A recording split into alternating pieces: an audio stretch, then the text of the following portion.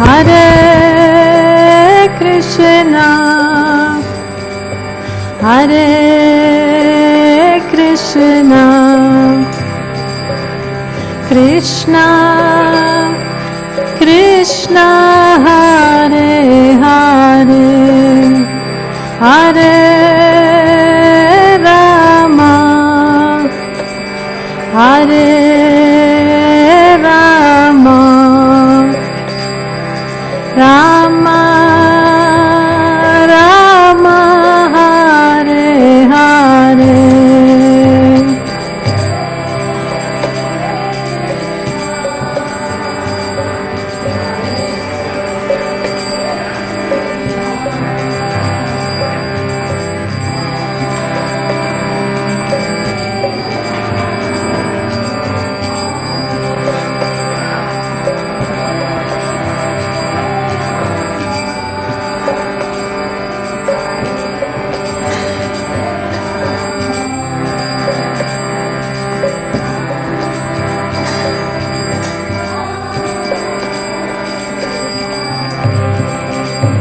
Hare Krishna,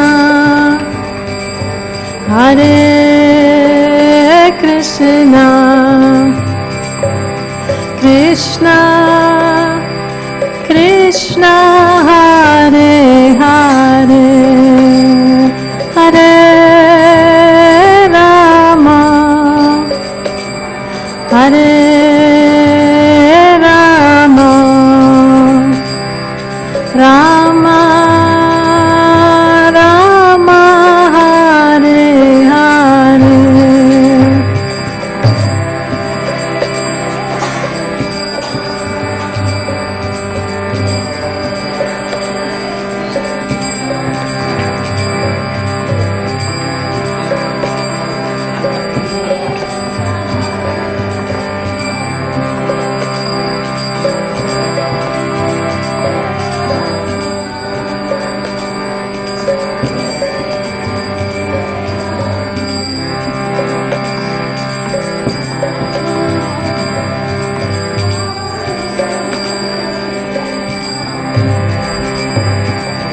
Hare Krishna, Hare Krishna, Krishna Krishna, Hare Hare, Hare Rama, Hare Rama, Rama Rama, Hare Hare.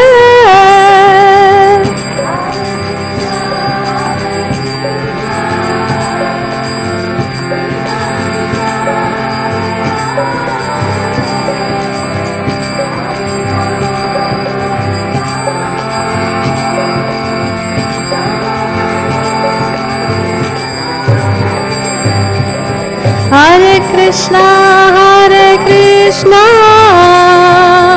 Krishna Krishna, Hare Hare, Hare Rama,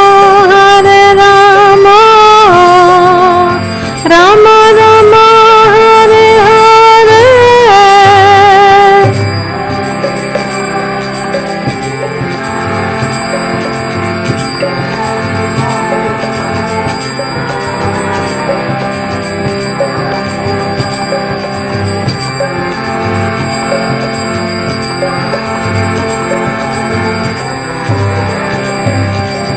Hare Krishna, Krishna Krishna, Hare Hare, Hare Rama, Rama Rama, Hare Hare.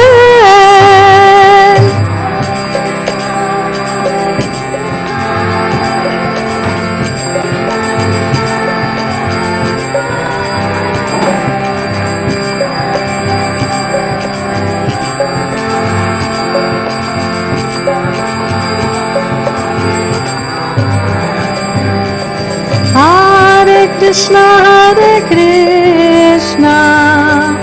Krishna Krishna, Hare Hare, Hare Rama, Rama Rama, Hare Hare.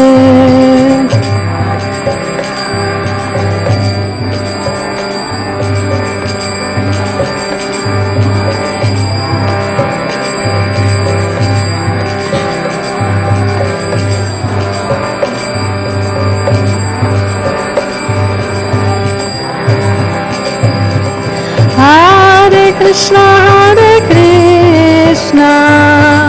Krishna Krishna, Hare Hare, Hare Rama, Rama Rama, Hare Hare.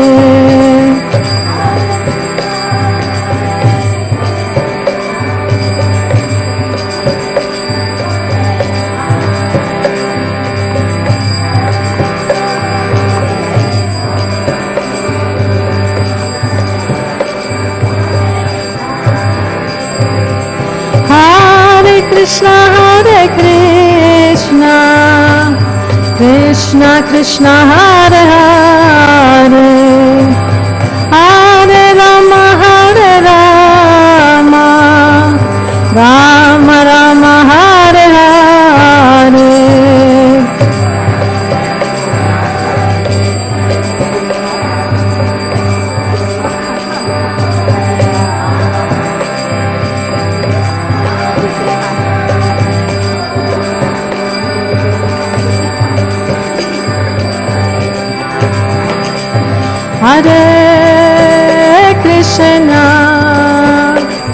Hare Krishna, Krishna Krishna, Hare Hare, Hare Rama,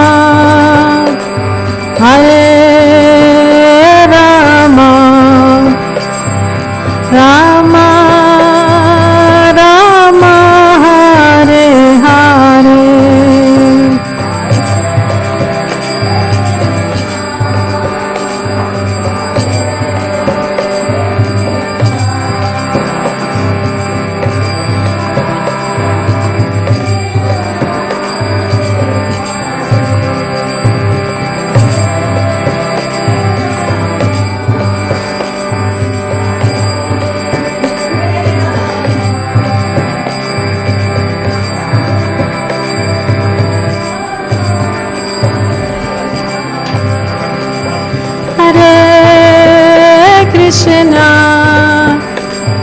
Hare Krishna,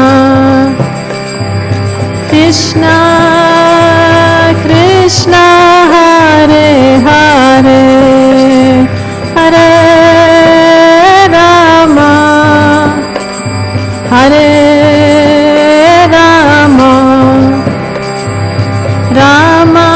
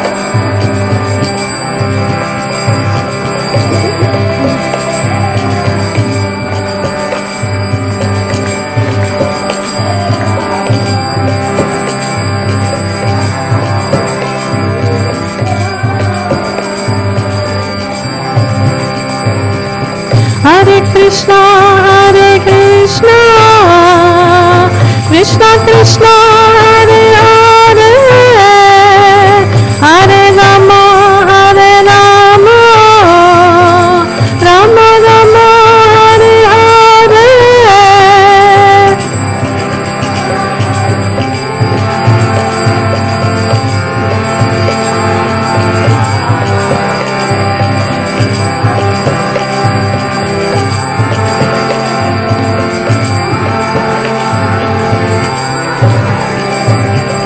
Hare Krishna, Krishna Krishna Hare Hare, Hare Rama Hare Rama, Rama Rama Hare Hare.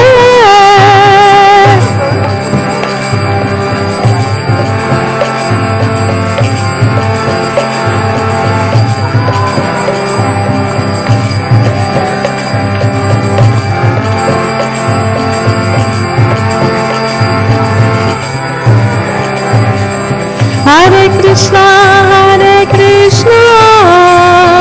Krishna Krishna Hare Hare, Hare Rama Hare Rama, Rama Rama Hare Hare.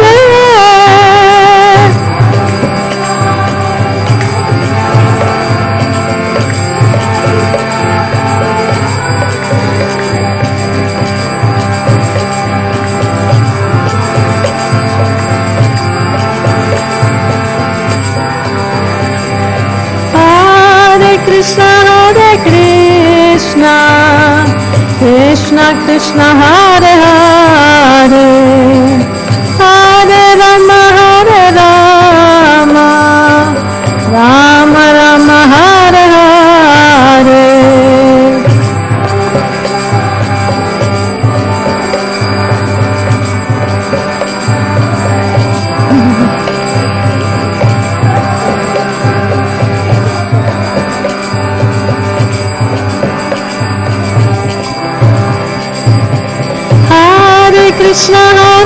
Krishna, Krishna Krishna Hare Hare, Hare Rama Hare Rama, Rama Rama Hare Hare.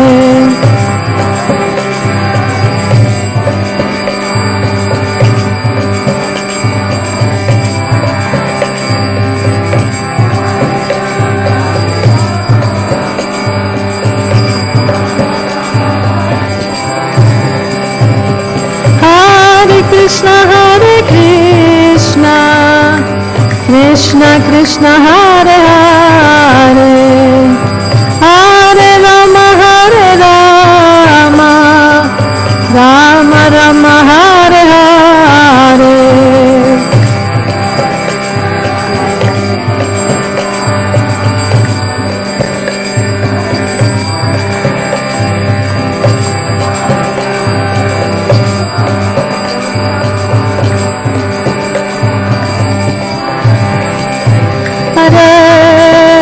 Krishna, Hare Krishna,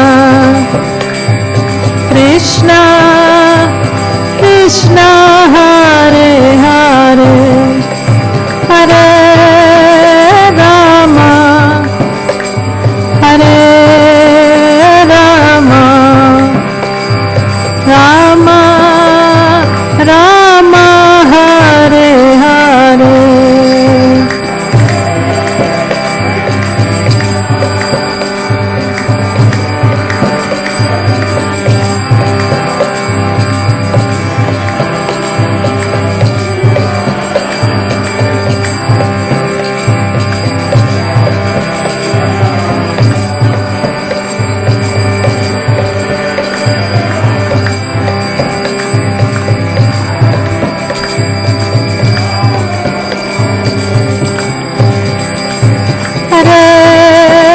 Krishna, Hare Krishna,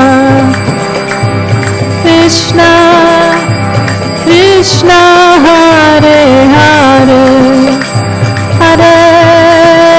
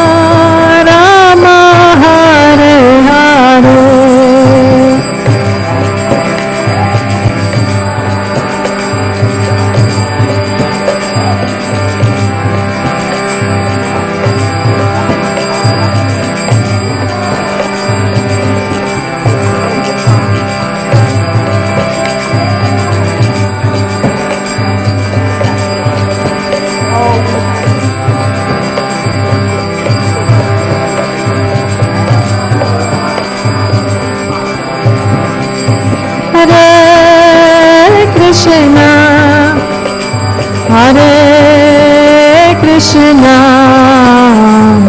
Krishna Krishna, Hare Hare, Hare Rama, Hare Rama, Rama Rama, Hare Hare.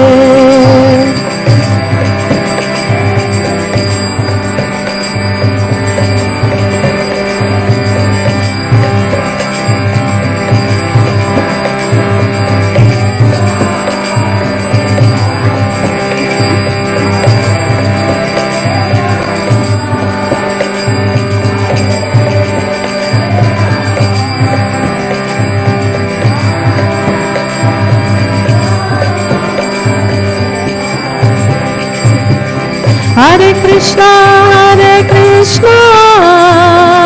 Krishna Krishna, Hare Hare, Hare Rama, Rama Rama, Hare Hare.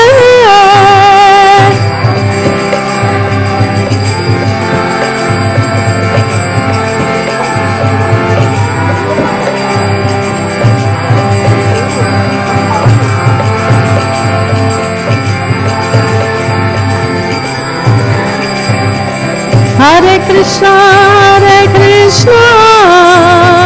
Krishna Krishna, Hare Hare, Hare Rama, Rama Rama, Hare Hare.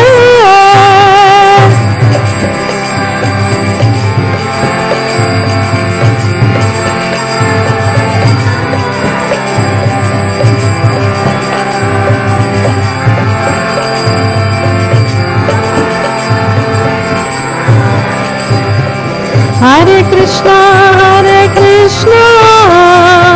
Krishna Krishna, Hare Hare, Hare Rama, Rama Rama, Hare Hare.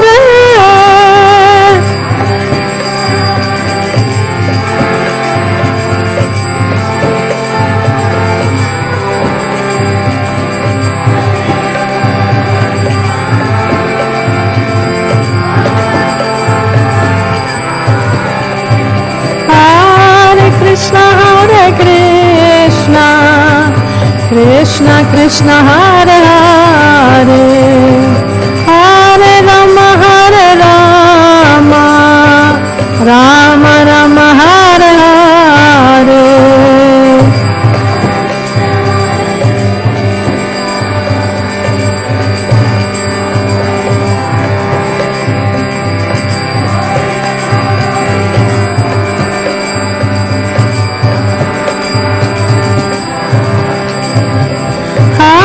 Krishna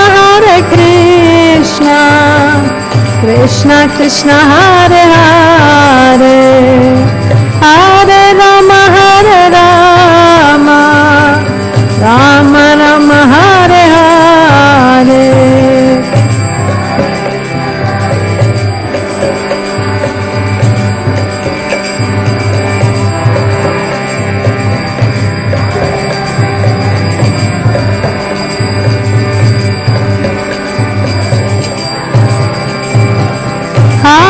Krishna Krishna Krishna, Hare Hare, Hare Rama, Rama Rama, Hare Hare.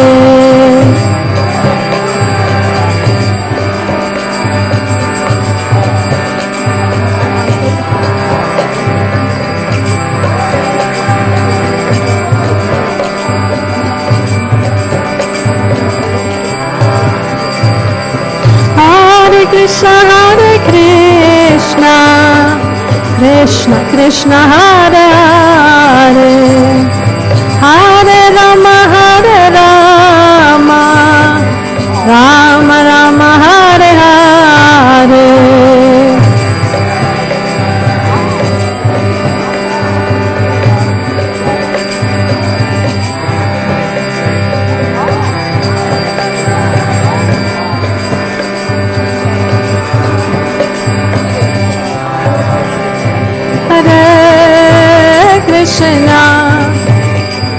Hare Krishna, Krishna Krishna, Hare Hare, Hare Rama, Hare Rama, Rama Rama, Hare Hare.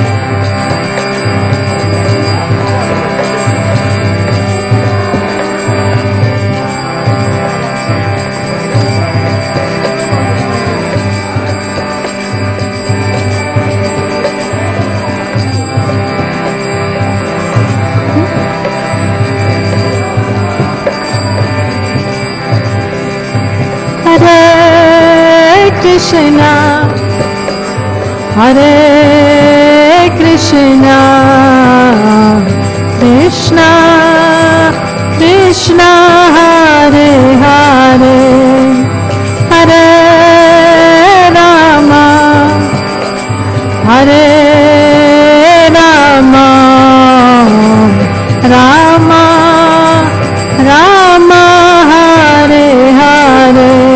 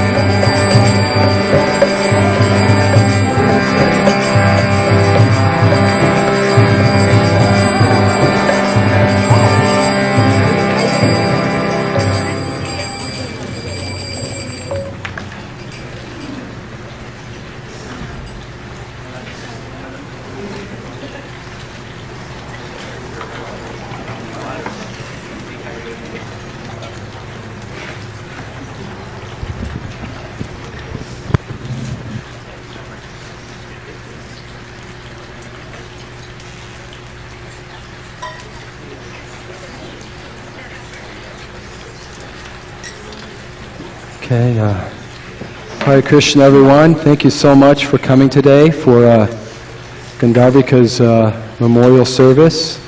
It's really nice to see so many of her, so much of her family, her friends, and so many of those who knew and cared and loved Gandharvika here today. So we wanted to just thank you very much for coming, and we'll go through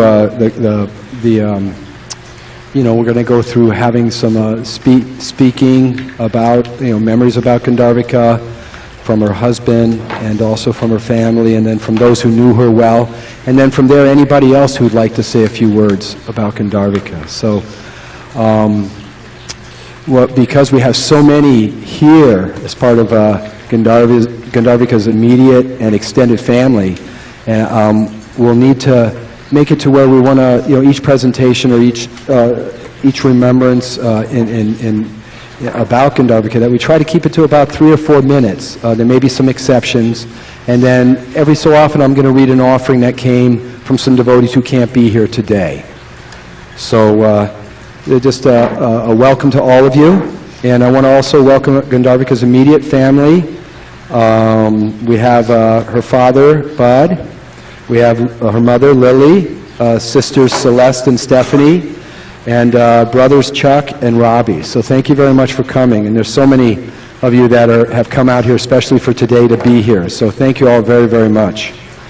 So also want to thank Radhapriya Devi Dasi for the beautiful kirtan and bhajan, along with Janavi and Radha Devi. So that being said, I'm going to... let's see here. We want to set up the mic.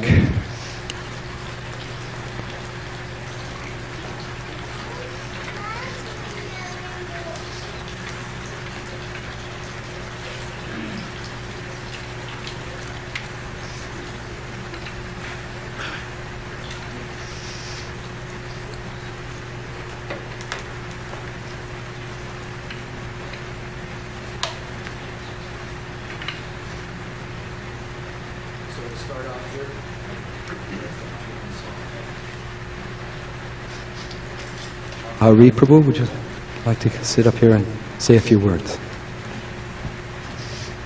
So it should be working.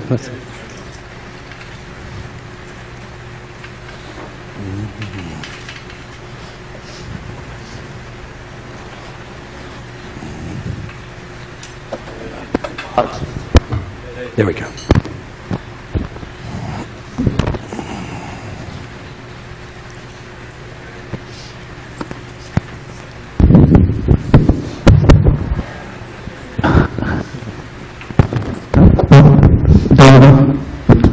Hello, thank you for coming. Well, my name is Mahahari. For those who don't know me, I know many of you, and some of you I don't, probably. Thank you for coming anyways. I have prepared a lot to say due to the emotional content of the circumstances, and also I'm sorry for my English, probably is not that well. So mainly I just want to say thank you, and sorry in advance if I cry and I can't continue.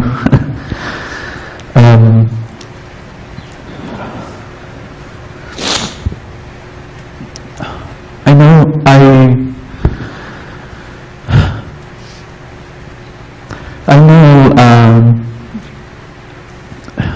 Gandharvika will be really happy to be here back in SanDiego after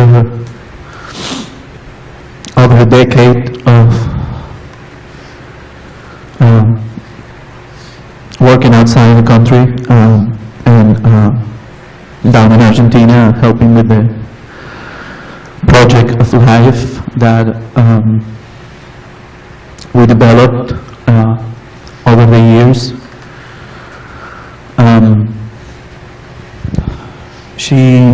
What I wanted to say is was that she loved the devotees of SanDiego and her family very much. And despite that love, she chose to move down to Argentina and leave everything behind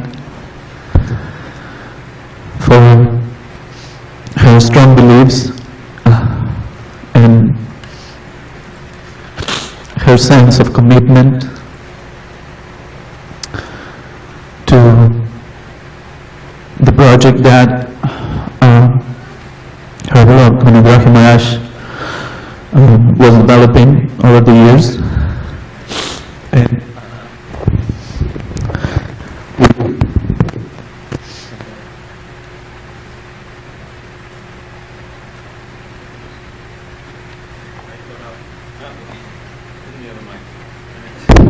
no, it was stuck. I'm sorry. And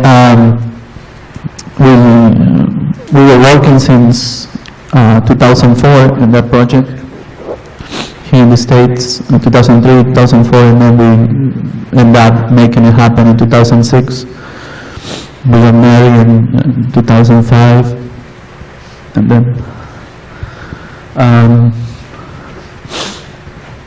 we were blessed by the birth of Shan, her son.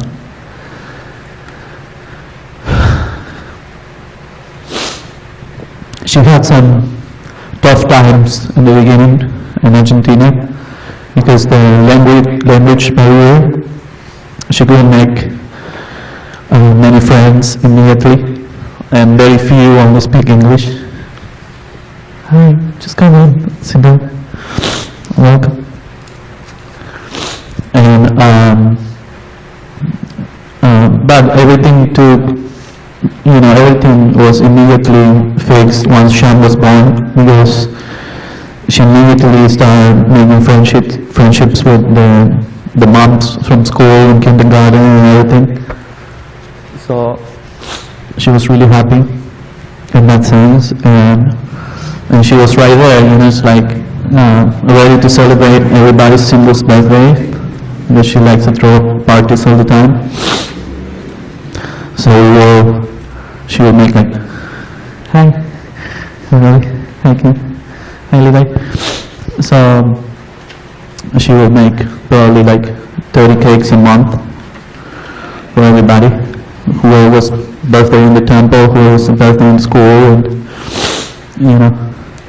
and just for fun. She was a party person. It was always a reason for throwing a party for anybody coming, going, arriving, whatever, visiting. And it was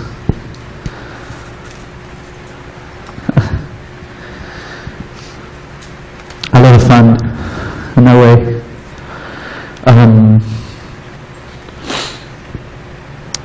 After we developed the project in Argentina and everything, you probably will see her biography in the program. Whoever doesn't have it, maybe we can give one to you if you don't get it, and if it is not enough, somebody share with who doesn't have it.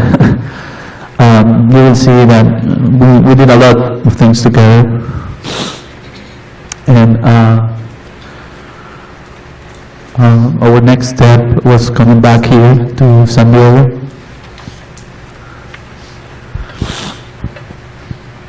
And I try to blend in the community, try to do service, try to get it out here, and continue doing service of our movement.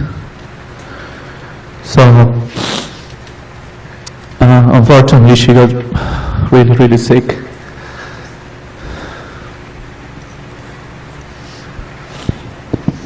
And at the very end of her sickness, there was some kind of improvement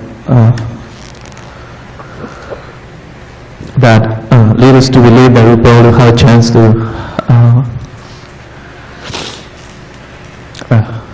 fly back here.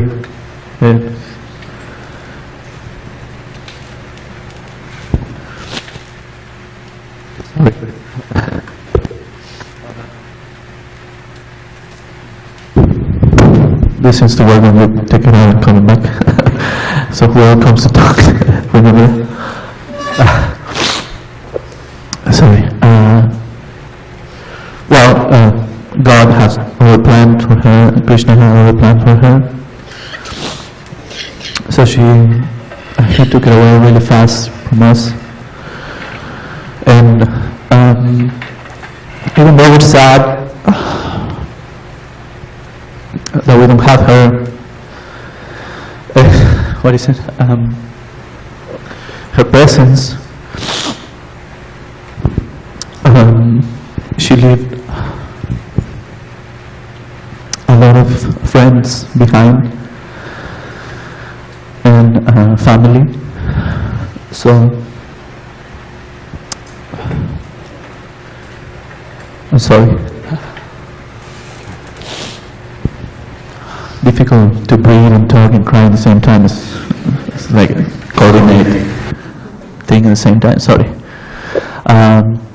We hope to find comfort and shelter in all those friendships, especially family. So here we are. I know we'll see many of you. We'll stay a few weeks here in SanDiego until the 25th in the morning. So we'll be more than happy to spend some time with you guys, trying to organize some kind of idea so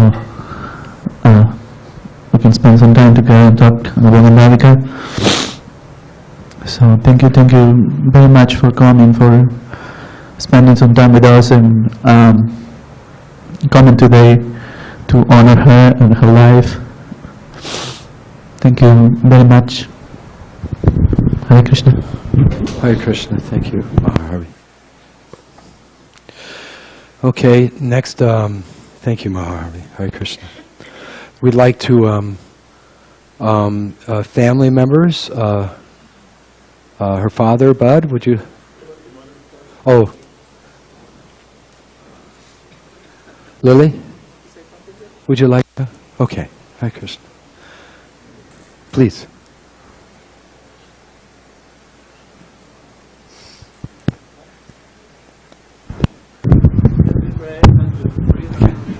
Okay, test. See if you can hear me. I'll try and keep it brief on this. I think the slide presentation, all the photos of Kelly, you pretty much get her picture. She's always smiling. She's always cheerful. Even when she was in the hospital, excuse me, she was always sort of joking because, like I say, there was a big improvement versus when she first went in. And some of the different sort of just side jokes, whatever, the doctors would be there talking amongst themselves, and she would make some comment. She really had a sort of a strange sense of humor that only people could listen to her. She was really sort of just amazing. One time there was a bunch of people that were in a room, and that was another thing that the hospital really sort of didn't like because they couldn't function. They couldn't do their duties, I guess. But there was one time that somebody came in, I think it was a doctor, and then there were all kinds of introductions going around. This is so-and-so, this is mother, this is father. And Kelly's sitting there in the bed, and she says, I'm the patient.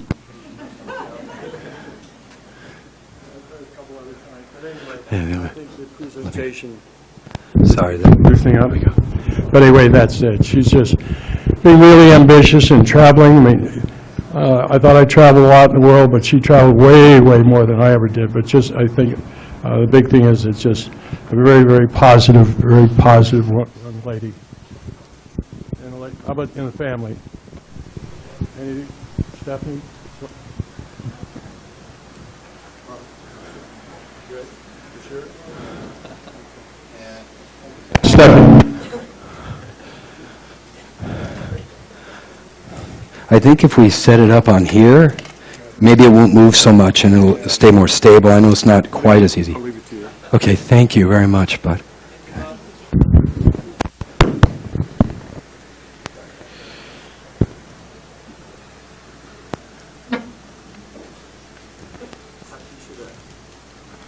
What's that?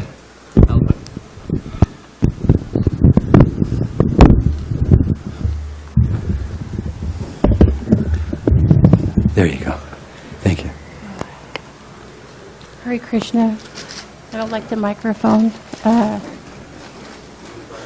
Is it working? Yeah. Okay. Thank you, everyone, for showing up. And I know my sister was loved. That's what she was about, Okay.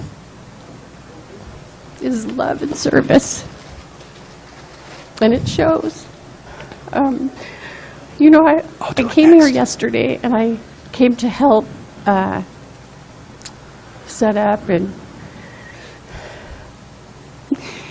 just watching you ladies, and this morning, watching the ladies that she had in her life. Can you guys hear me? Okay, good.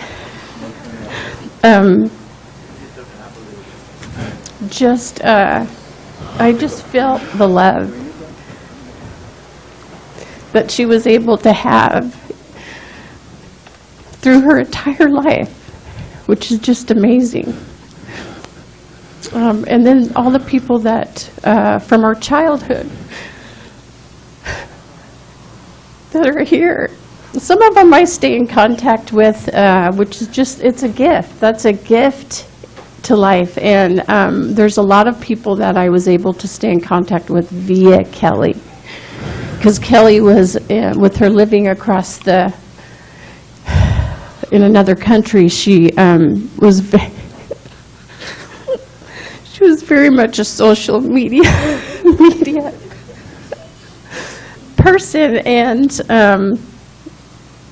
in a good way. It was not to a fault by any means, but in a good way. And again, I will miss her in the material sense, not having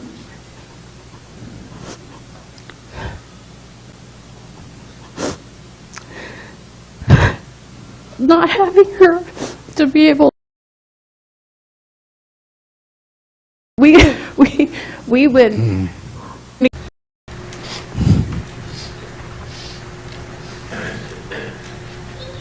Hare Krishna.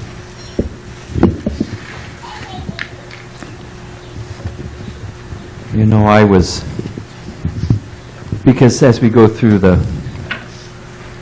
event, different people are going to say their different experiences with her, with Gandharvika or Kelly. So I was trying to think, and these, as her father said, the pictures bring it out. I was trying to think, what is the essence? And she loved to serve the devotees. That's when she was happiest. If she could, she was putting on a festival, or somebody said baking a cake. I don't know if anyone's got a score of how many cakes she's made in her life. I think is she in running competition with you, Latterly, or she's the champ, the cake champ? But, I oversee some of our temples in the ISKCON temples. So I was working with her in that capacity. Of course, I've known her for many years. But if there was a festival, or there was she loved to cook, if she could cook for the devotees, and they have a saying that, I saw a bumper sticker. It said, the one who dies with the most toys wins. You ever seen that? The one who dies with the most toys wins? But then I was thinking about it. I was talking with a friend of mine, and he was saying that it's not actually what you have that makes a difference in life. When we're all going to be at that point that you reflect on your life and what did we leave in the world. My guru gave the example, if you have a bucket of water, and picture a bucket half full of water, picture the water line. You put your hand in it, what happens? The water line goes up. You take your hand out, the water line goes back to the exact same place. It was as if your hand was never there. You follow? So the question is not what we had, what we collected, what we have, but it's what did we actually give? Did we just fill up space? Or did we make a difference in the world? And that's the measure of one's life. And she left behind so many, like I say, that example. There's that example of service and gifts to others. And she was happy if other people were happy. Those around her family, her friends, the devotees. She could dress the deities. But she wasn't just there. She was like, how to get the flowers, how to get the better outfit, she was like there. If there was a festival, where's ghee? We're going to make it a nice feast. So that desire to make things good for the happiness of others. There's an example of different analogies in life. We all have values and goals and the way we chart our life. And quite often it's by subliminal or not really conscious metaphors how we live our life. One example is that life is a race. And you got to compete, and you got to get to the head of the race, and you got to see what everybody else is, am I ahead of them, or, who's going to make it around the lap, who's got the bigger house, who's got the bigger car, who's got the, whatever it is.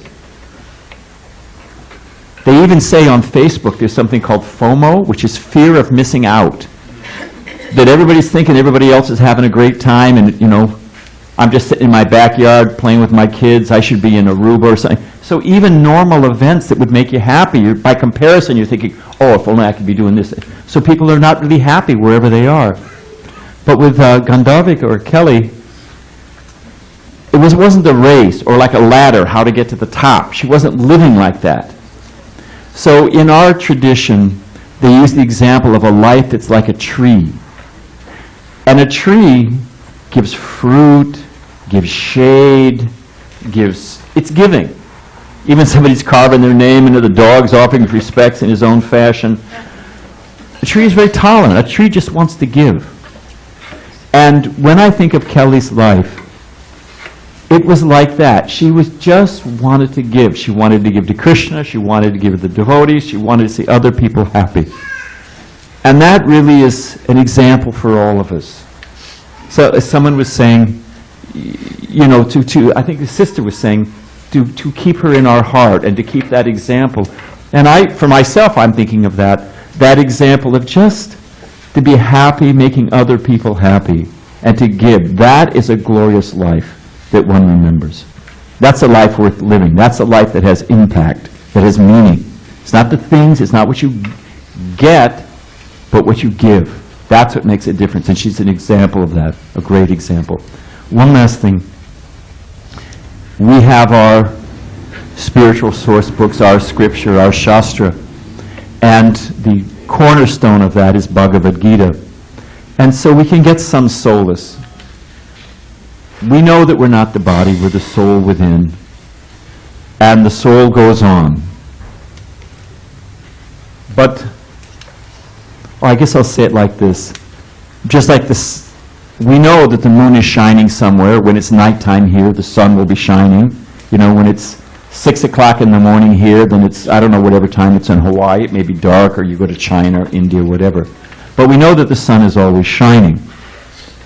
So, in the same way, even we can't see the person, we know that the soul goes on, that she's still there. They asked Srila Prabhupada, the founder of the Hare Krishna movement, that, you know, we know we're not the body, we're the soul within. Why do we lament when someone's gone? You know, we know, well, they're eternal. So my Guru said, we're not dull stones. You know, we care about people, and if someone leaves this world, and we don't care about them, or if you leave and it doesn't, nobody, just like if you leave a place and they buy a one-way ticket, I mean, well, that's a hint. What about coming back? You know, and then, bye, I'll pack your lunch. Don't forget to write. But if we miss someone, that also honors their life. So we should remember that. One last thing, I always said that already, but I actually mean it this time. That again, when they were asking about when a devotee leaves, you know, gives up their body, and Srila Prabhupada said that we should remember that Krishna, or God, is not ungrateful. He's the most, one of the Sanskrit terms is Karuna Sindhu. He's an ocean of mercy. So we can be sure that Krishna is taking special care of Kelly or Gandharvika. We can be sure of that because of her life of service, because of her affection for the devotees and the deities. Although we miss her association, no doubt about it, we should know that she's in Krishna's loving shelter and protection, and probably baking a cake somewhere right now. Anyway, I'll end there. Hare Krishna. Thank you. Thank you, Bhadravina Swami. Dravida Prabhu, would you like to?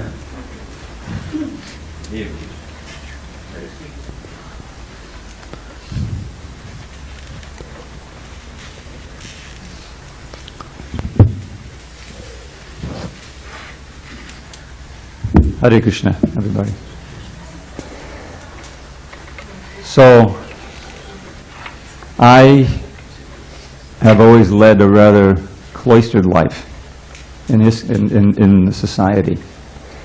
I spend my days just a block from here working on Srila Prabhupada's books, and for years I worked on a magazine. But wherever I am, I'm there at the morning program chanting, and then they don't see me. I'm off somewhere. Some devotees who are working with deities are going out shopping. They're going out and doing so many things and distributing books, and Dravida just disappears and goes into his room. And I'm working. So in that kind of profile, when someone like Gandharvika, and I'm going to call her Gandharvika, that's how I knew her. Gandharvika is a wonderful name. Gandharvika is a name for Radharani. And it recalls her incarnation actually in Gandharva Loka and her singing. And so Gandharvika was a Gandharvika Dasi, a servant of Radharani. That's what her name means.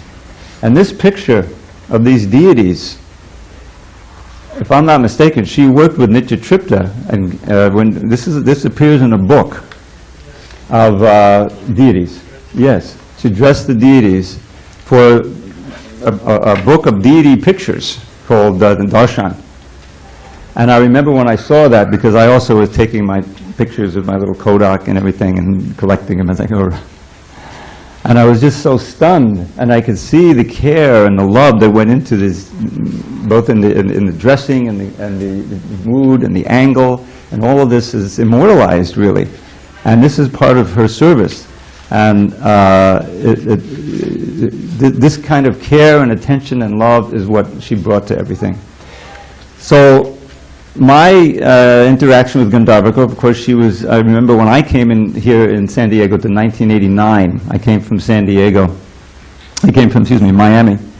And she was part of the temple. She wasn't yet initiated, known as Bhaktin Kelly. And right away I could see that she was a dynamic force here. She wasn't your ordinary Bhaktin, if you will allow me, in everything. And I especially remember over the years, she was, of course, initiated. I remember Varshana Swami, who was a spiritual master, a wonderful devotee. Especially he would, at that time, he would tell these wonderful pastimes about Lord Chaitanya.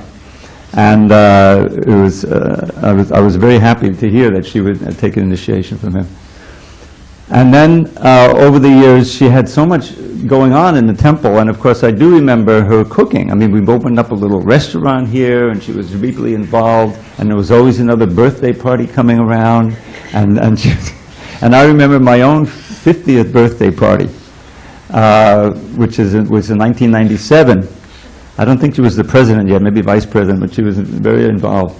And I have a picture of it. I couldn't drag it up. It must be on my computer at home. But there she is standing, and I'm partaking of one of her wonderful preparations, and I have a big smile on my face. I think Badri Narayan Maharaj is also looking on, And this was, and I just felt this, brahmacharis, were kind of, okay, austere, but this motherly affection, you need that women's touch. And it was part of this temple, and you could feel it. And of course, there was always another birthday coming up, every week or a couple of weeks.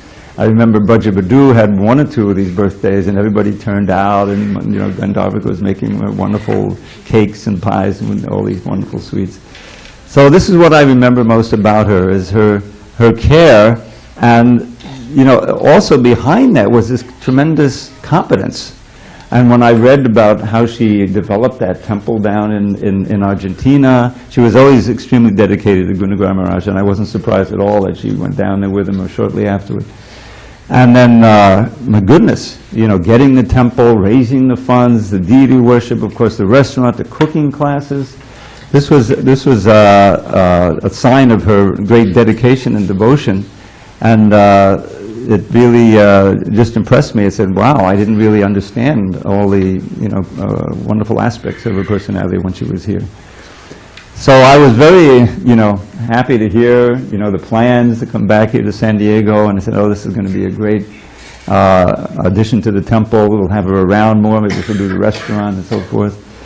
But as we say, Krishna has his own plans, and I'm sure that she's, as I said, she's still cooking and she's still dressing the deities wherever she is, and she's fully engaged. And this, bittersweet element of Krishna consciousness, that the disappearance of any devotee who has done so much service, contacted so many devotees, and touched their hearts, really.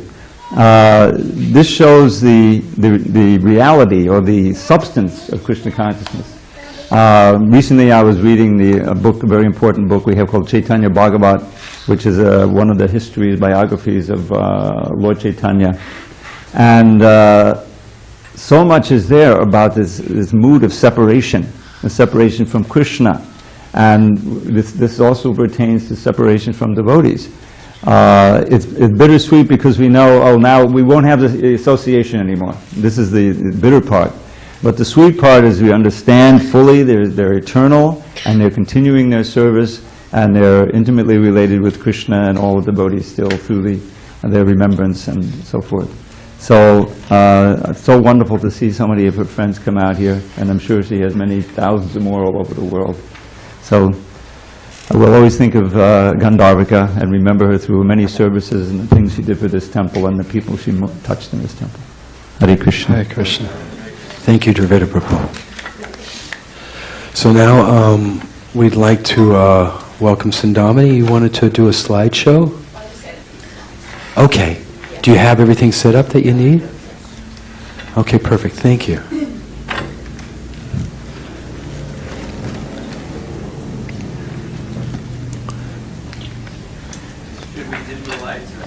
No, it's just it'll be.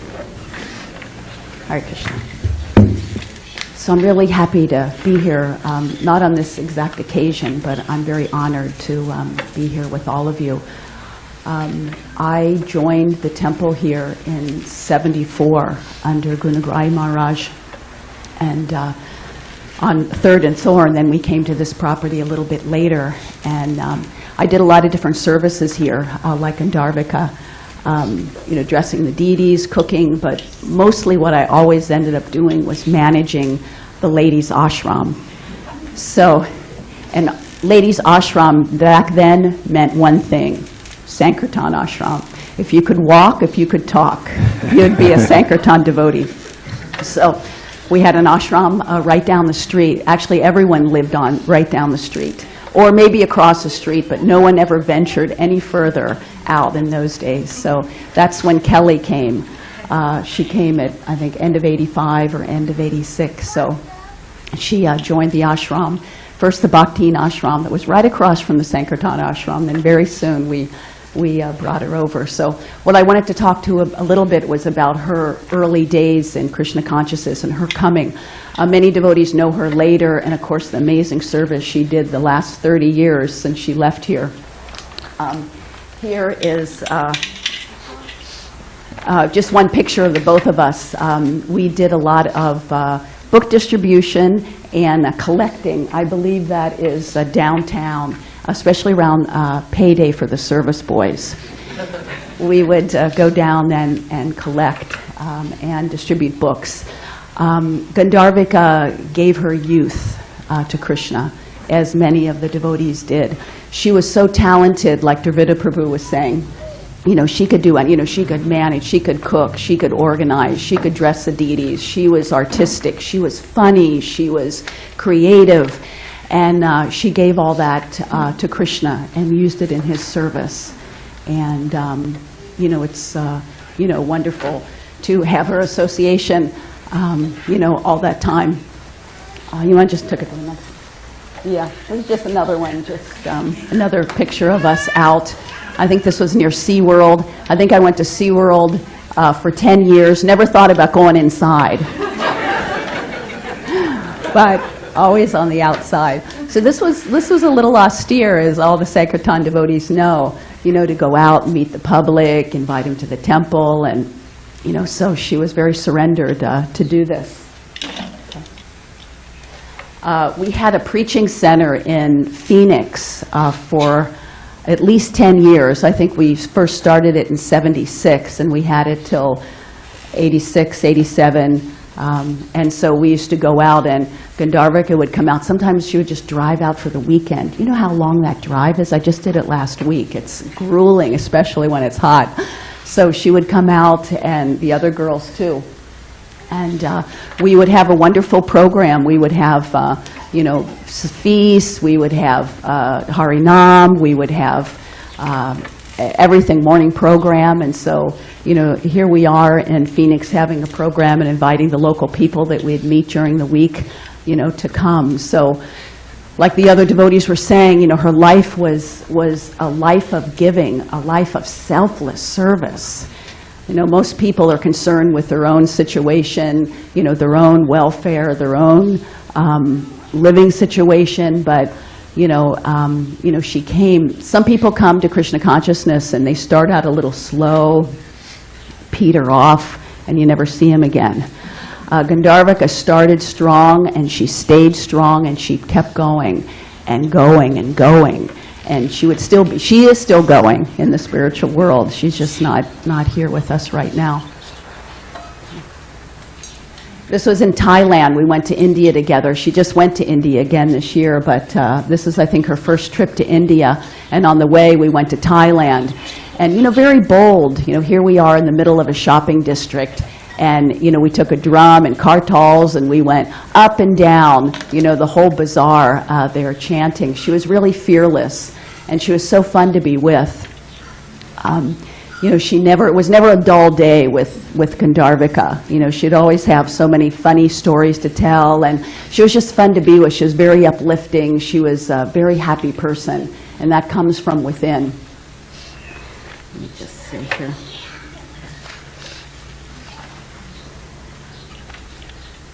Okay, you can see the next one. Oh, okay. Yeah. This is Kelly with a fistful of dollars. Literally. This slide and the next slide will show not only was she just enthusiastic and bold, but she collected tens of thousands of dollars for this temple. And so we're in one of our preaching centers in Phoenix, and it was so nice to, it was such a camaraderie with the girls and all those devotees around that time, which I see many of them here in the room, that did everything together. We traveled together and served together, went through, hardships together, went through joys together. And, many of those devotees that became devotees around the same time with Gandharvika, the amazing thing is they're all still active in Krishna consciousness. And so that's a tribute to that time and that relationship that all of us had, that we could depend on each other and we could be there for each other. And she was a big inspiration in that. Okay, this next one's kind of funny. Don't even ask me how I still have this after 30 years. This is the one of our Sankirtan schedules, and you'll see, where did her name go? You know what, can it be? It's up on the top. Shoot. Yeah, anyway, it was a bad picture. But it said her quota this was a 2-month Christmas marathon, and her quota was between $1,000 and $1,200 a week. So it just showed how determined she was, and how, like I said, just using her youthful energy, not for herself, not for just going to school, getting a job, making a big bank account, but she was using it in the service of the Lord. And, we built up this temple and, did so many nice things with that. Lakshmi distributed also tens of thousands of books. I left SanDiego in, I think, '89, and I went out to Arizona. Somehow or other, that preaching center out there for 10 years, just called me back. And then she also, Gandharvika also went a few other places. She went to Dallas, and she went to Florida, and then she went down to South America. So, we weren't able to, keep as close in touch as we were, but we did many of the same things. She, was a mother. I was a grandmother. Was her son, Sham, and my grandson's the same age, so we had that. We were both temple presidents. We both started restaurants. We both started boutiques, so we had a lot in common. So we kept in touch, and not always, but when the important times came, like when there was a crisis in her life, when there's a crisis in my life, when the good times came, then that's when we, would talk, and we would laugh, and sometimes we would cry, depending on the situation. So, to have a good friend like that, of course, in the Nectar of Instruction explains that, these are real loving exchanges, revealing one's mind, offering prasadam, like we were all saying how she loved to cook for everyone, and, giving gifts, accepting gifts. I was just waiting for the day that she was coming back here. She was talking about this for years, how they had their house on the market. She was going to come back. And I was really looking forward, to reuniting and having those more intimate times with her. But, we stayed, closely in touch, even though the distance was there. And, I just want to say that, she was an incredible, incredible person. And, and this big group here is testimony to that she touched many people's lives. And, it was really a privilege to know her. And also we can understand that material world, things change in an instant. You know, who could imagine this? I could never imagine sitting here at this time talking about her, that she's gone. So we have to relish our relationships with each other and never let too much time go by before we, you know, relate and talk to each other and get together, because it's so rare to have such good, intimate friends like this. And I just wanted to end with this quote by Henry Ford. It says, "My best friend is one who brings out the best in me."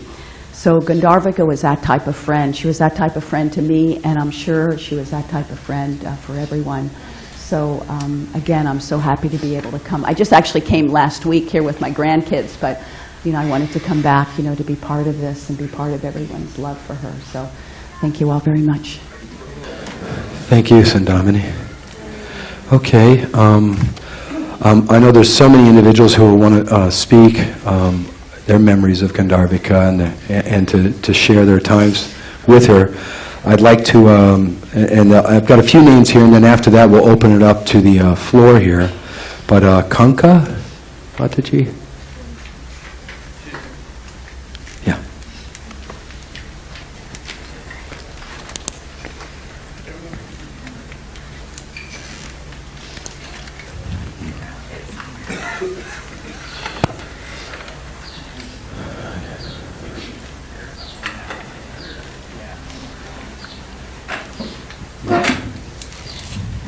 Hare Krishna. My name's Kanka.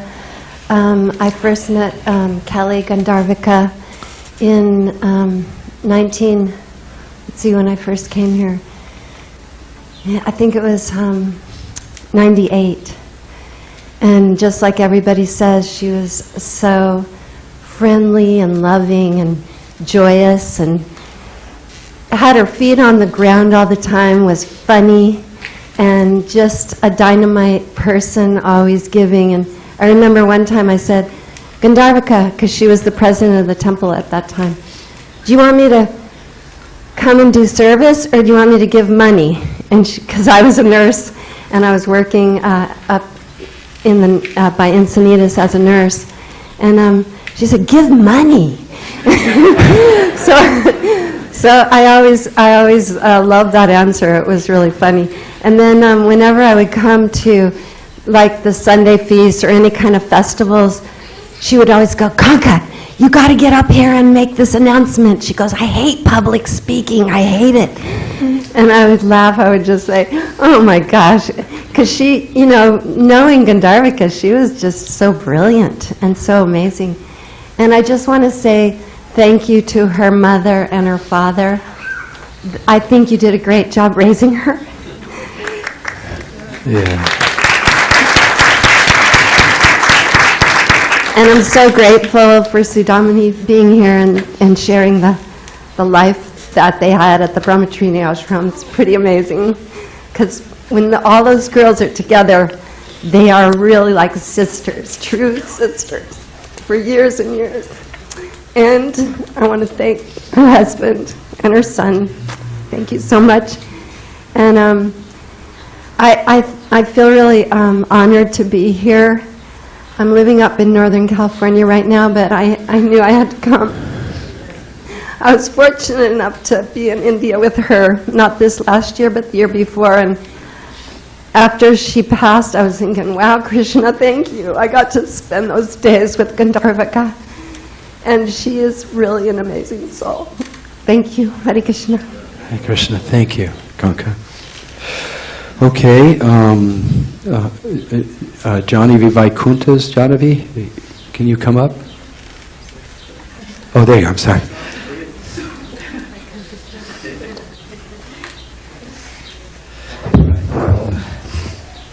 Hello, everybody. Hare Krishna.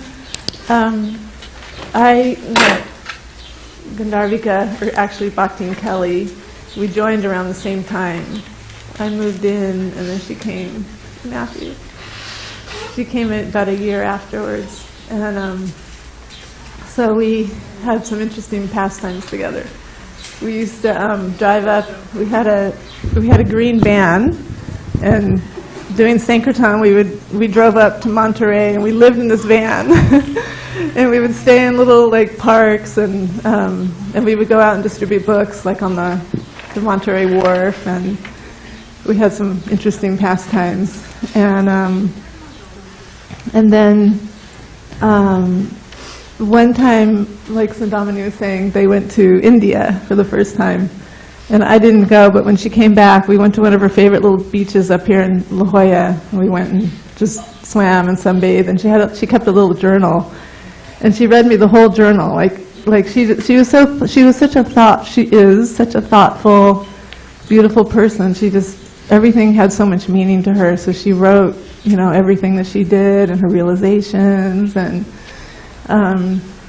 so just remembering different little things in our life together. So more recently, she came to Mayapur. I've been living in India. And she came 2 years ago, and it was the first time we saw each other in a really long time. And we got to spend some really quality time going on boats on the river and going to special holy places, and just bearing our hearts and our happinesses, our pains, and she had her special Sham, who came when he was a baby, and she visited us. You don't remember that, right, Sham? Yeah. And then again, she came last year, this year. That was just, and she was so excited. She's like, I'm going to bring Sham to India for the first time. And so her whole family came, and we had them over for lunch, and she was suffering with a lot of back pain, so she was mostly in her hotel room. And so then when she got home, and we heard about all this, it was so surprising. So somehow I got the good fortune and Krishna's mercy and all the blessings of the devotees to go down to Buenos Aires and see her, because, as we all know, she had such a desire to come back to SanDiego and serve Radha Giridhari again and be with her family, and especially when she found out, she had the cancer. And she just missed all her friends for years. We all knew she's trying to get back here. And so I was chanting in front of our Gornitai deities, and I just thought, she wants to be with all of us, but somehow we're not there, as friends. So I talked to Ladali and just said, one of us should go down there, And somehow it ended up being me. But and thank you to my husband, because I actually came back from Mayapur to help him. And so by the next day, somehow I was on that plane and came down, and then her dad came the same day, and then her mom came a few days later. So we all got pretty close there, So when I first got there, she was in the IC unit, and it all just happened so fast that she wasn't prepared. None of us were prepared, and so she was, pretty sad and just trying to deal with this whole fact that, she had this, but within a couple days, like once her dad came and, her mom came, she got right out of the ICU and she came into the, private, really beautiful hospital. And within days, she just came back to life. She was just herself. She was just so happy. And I just have to say to everyone that she did not want to leave any of you. She did not want to leave. She wanted to come back to SanDiego. She really loved everybody and talked about all of you, and she kept calling me her sister, and who didn't get to go down there, which was sad, but she sent her mother and her son. And so, but she got to the point where I just want to talk about her giving heart, because she, in those last days, which we didn't know were her last days, we thought she was going to get better and come here, and with this special medicine that it would give her a couple more years at least, and hopefully more. But every day she just wanted to contact, everybody was, writing to her, and she wanted to write everyone back, and so she did that. And then she had me bring in all her clothes that she bought for all her friends in India, and she wanted to give those, and all her friends were coming to visit her, and she had this one desire to give Harisari Prabhu, who had Parkinson's, and he was shaking so much. So she really wanted to give him the special spoon. It was like a $300 spoon. And here she is, in the hospital and on her deathbed, which we didn't really know, but it's obvious now that she made sure that that happened. She had me bring her credit card in, and she wanted me to order that. And then Mother's Day came, and Lily and I go in, and she had one of her best friends make this beautiful cake, and she had it like waiting there for us, and she had her husband go out and get gifts. She was giving us gifts, and we're like, we should be giving, and just her giving heart. She wanted everyone to be happy, and she was planning like pizza parties and taco. And I mean, in the spiritual world, every day is a festival, and every day, every walk is a dance, and every word is a song, and so Gandharvika kind of imbibed that. She wasn't into death. She was like, so what am I going to do, die? You can just hear her say, like, what am I going to do, just die and like leave everybody? Like, what's going on here, So she really didn't want to die, I can tell you all that right now. She wanted to stay, she wanted to keep serving. And we're all eternally alive, and service is our eternal position. So she just imbibed that, from the get-go, like all the way, just wanting to serve everyone, serve the beautiful deities, serve the devotees, and just until those last 3 days, she was like, just kept wanting to serve and make prasadam, and she was just like amazing party girl, transcendental party girl. So I just wanted to share that with you, and how special it was to get to know her mother, her beautiful mother Lily, and her wonderful father Bud. And I'm just so happy I got to know you and spend that time with you. And Sham, I was getting him up every day to go to school, and it was quite amazing. Matthew came, and she had this little. She confided in Matthew. She said, I always kind of wanted to get a tattoo. And like, we're all waiting to think, well, what kind of tattoo would you want? We're thinking, an Om sign, or, something spiritual. And she goes, well, maybe a muffin. So that kind of became between all our friends, like, we all wanted to get like little tattoo muffins. So we might be coming under Gandharvika tattoo. Anyway, she just wants to be happy, wants everybody to be happy, and she remembered all of you and wanted to get back here, and don't feel like she wanted to leave you, because she really didn't. And she loves everybody, and we'll all remember her dearly. And thank you for listening to me and for being her dearly beloved friend and family. And just wanted to share that last little time with her.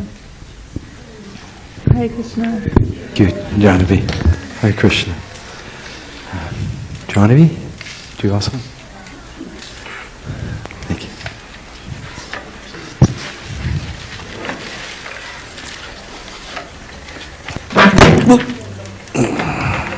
Yeah.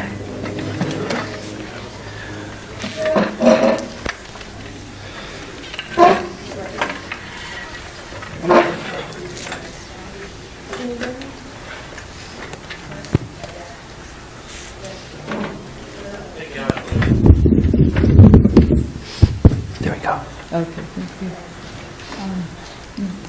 Jahnavi and I, we used to be called Big Jahnavi and Little Jahnavi, but I thought recently that it should be changed to Little Jahnavi and Saintly Jahnavi, because she's done so much wonderful service for Gandharvika.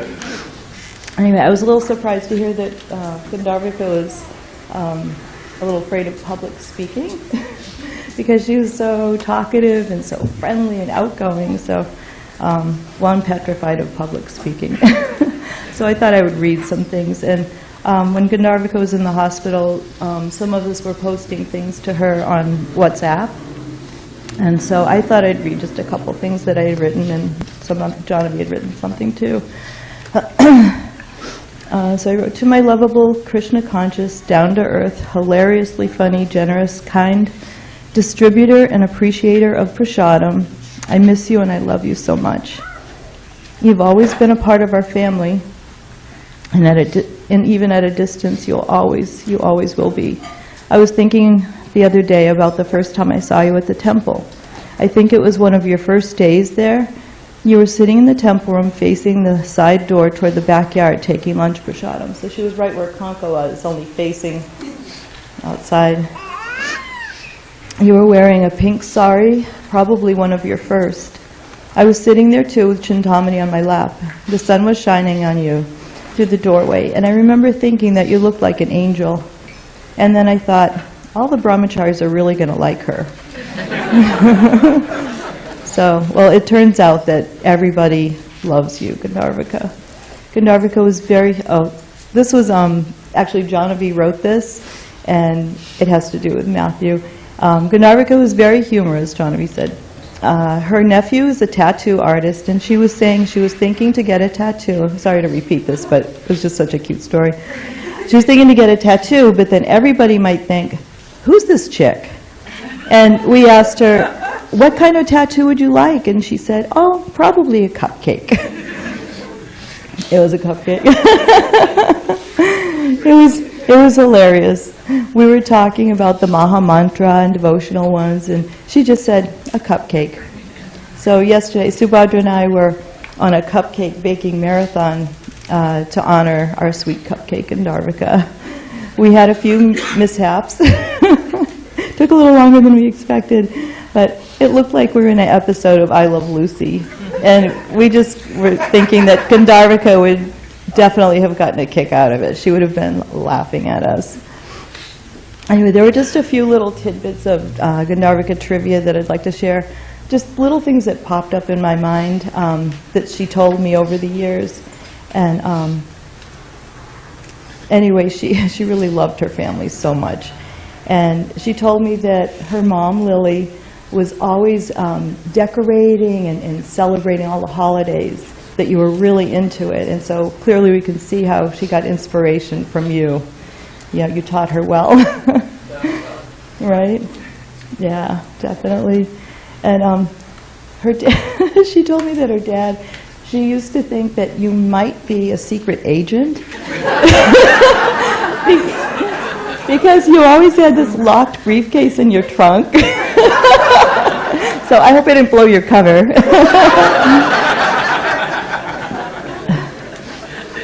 And Lily might remember this after cleaning up after Gandharvika. She said that when she was a kid, she hated brushing the knots out of her hair. So she'd cut them out and then hide them under the bed.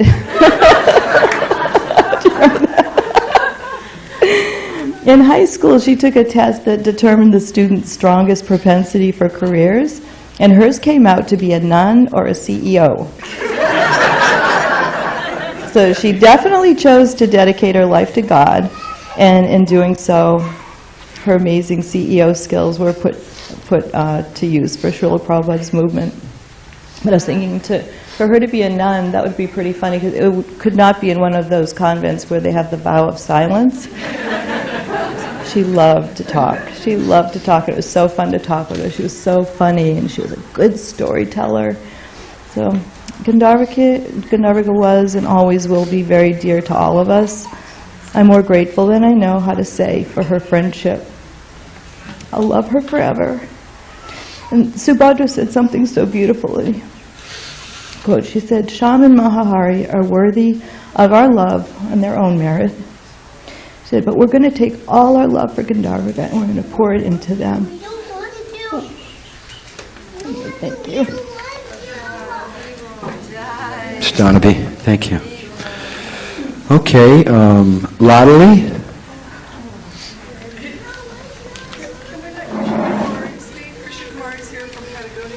Krishna Kumari, sure.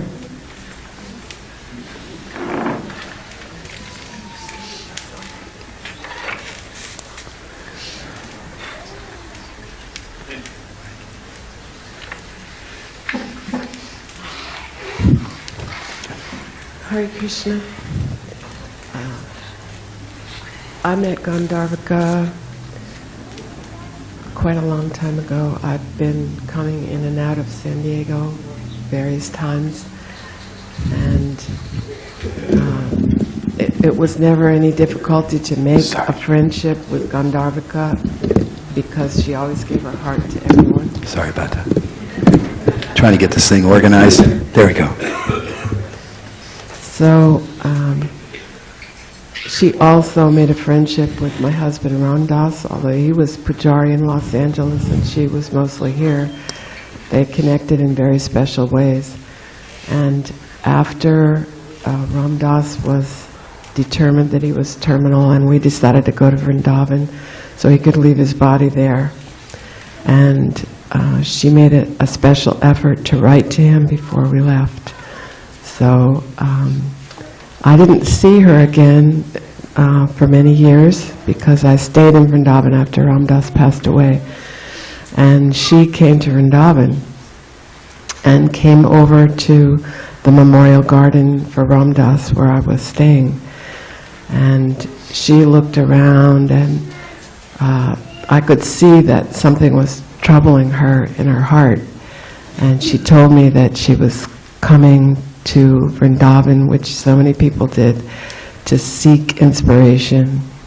And I described to her everything that Ram Das went through and how he received support from so many devotees and how Prabhupada actually came to him. And I told her things that I hadn't told anyone else about Ram Das because I felt like she needed to hear that. So she was sitting down on the ground. We were both sitting on the ground looking around at the shrine. And after I described to her some things that had happened with Ram Das, she put her head down and she said, "Now I want to tell you something really special that happened to me, but you have to promise me that you will never, ever, ever tell anybody." So I'm a nurse and I take those vows. When the patient says, "Don't tell anybody," you don't say. So she's not here. She can't stop me.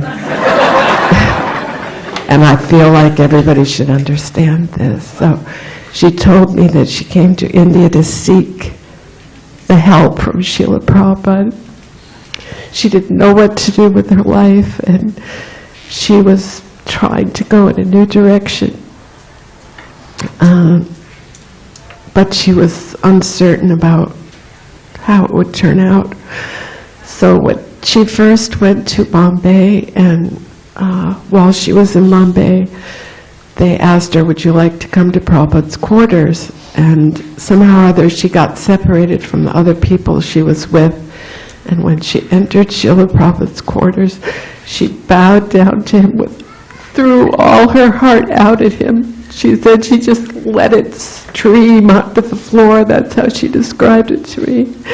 She let all her emotions, all her fears, her doubts, her hurts, everything that she felt uncomfortable with, she just gave it to Srila Prabhupada.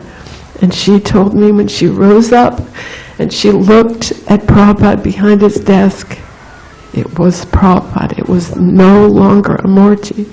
It was really Srila Prabhupada.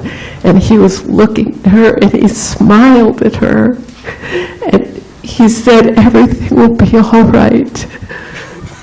And then she just said she froze, like it was time froze for her. Everything in the world stopped. She just looked at Prabhupada's eyes, and he looked at her, and she knew she was doing the right thing by moving to South America and, continuing there, doing a service there, even though she wasn't sure she could actually handle it. So then she said to me that now I thought I was crazy, maybe. She said, "Maybe I'm just gone nuts because I'm in so much anxiety. I thought I was crazy, but now that I hear Ram Das also had some similar experience, then I feel like, okay, I'm all right. Prabhupada's with me." And then, we hugged each other, and I told her that this experience needs to be shared with others. And she told me, no, you can't tell anybody. Don't ever, ever, ever tell anybody. So anyway, I broke my promise. I don't do that as a nurse, but I had to tell you. All glories to Prabhupada. Ladli, did you want to come up? Sure.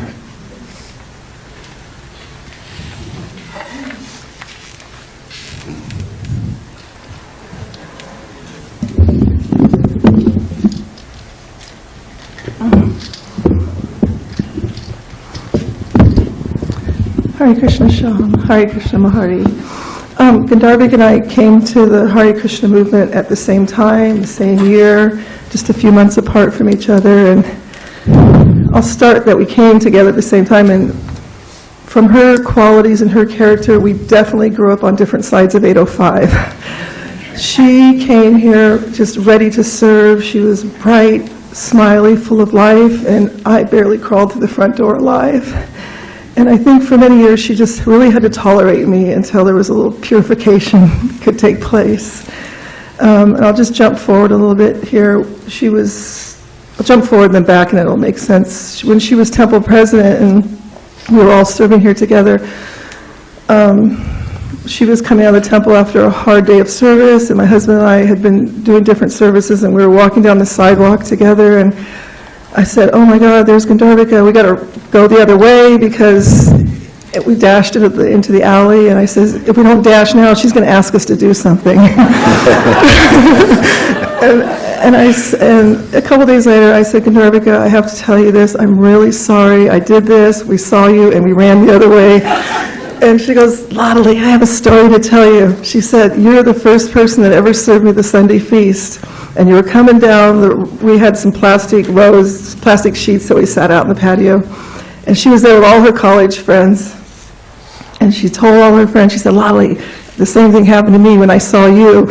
She said, you were serving at the Sunday feast, and I told all my friends, don't look at her in the eyes. Don't look her in the face, because she's going to ask you to do something. So our relationship together was more as rivals, and it's interesting, this poem that she wrote here on the back of this bookmark is her heart leaving SanDiego and how sad she was to leave SanDiego. And it's interesting that she talked about the rivals that some relationships have, and one example of our relationship is we both enjoyed, I took up baking so I wouldn't have to go out in Sagerton and collect. I thought if I bake for the temple, then I won't have to go out and collect money. So she had this amazing cheesecake recipe, and I wanted it so bad. And I go, God, that recipe is good. And she would taunt me for about a year. I'd say, can I please have that recipe? And she said, no, Lottely, it's like a family treasure. I can't give it out to anybody. I really can't share it with you. And this went on for like a year. I probably asked her every month for a year. And then finally she needed a favor from me, and she really needed a favor. And I said, I got her. I said, I'll do the favor for you if you give me your cheesecake recipe. She said, Lottely, the cheesecake recipe is on page 24 of the Higher Taste. I think everyone knows, every Hare Krishna devotee has a Higher Taste cookbook on their bookshelf. And she goes, you can find it on page 24.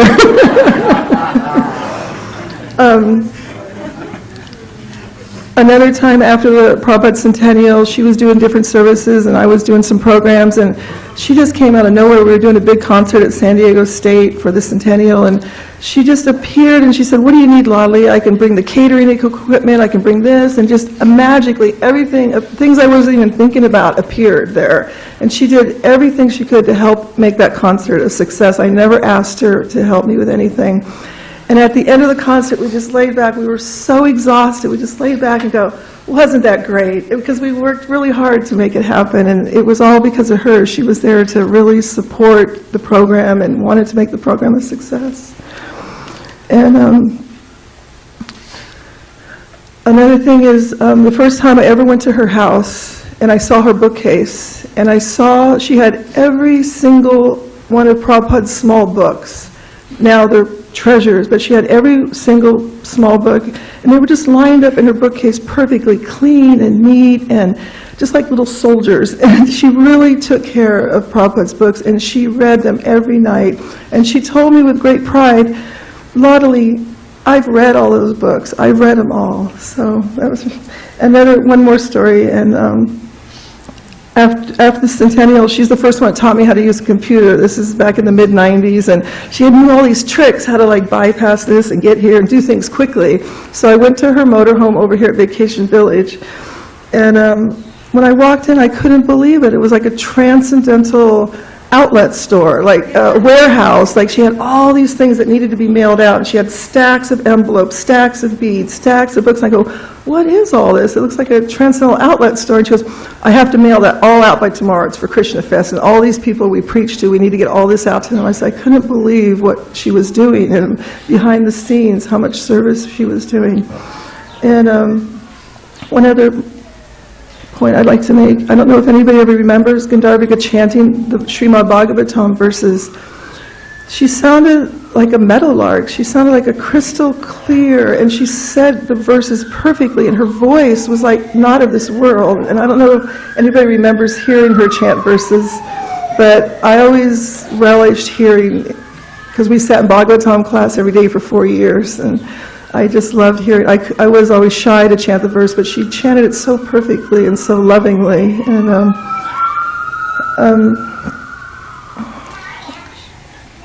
let's see if I have one more point here.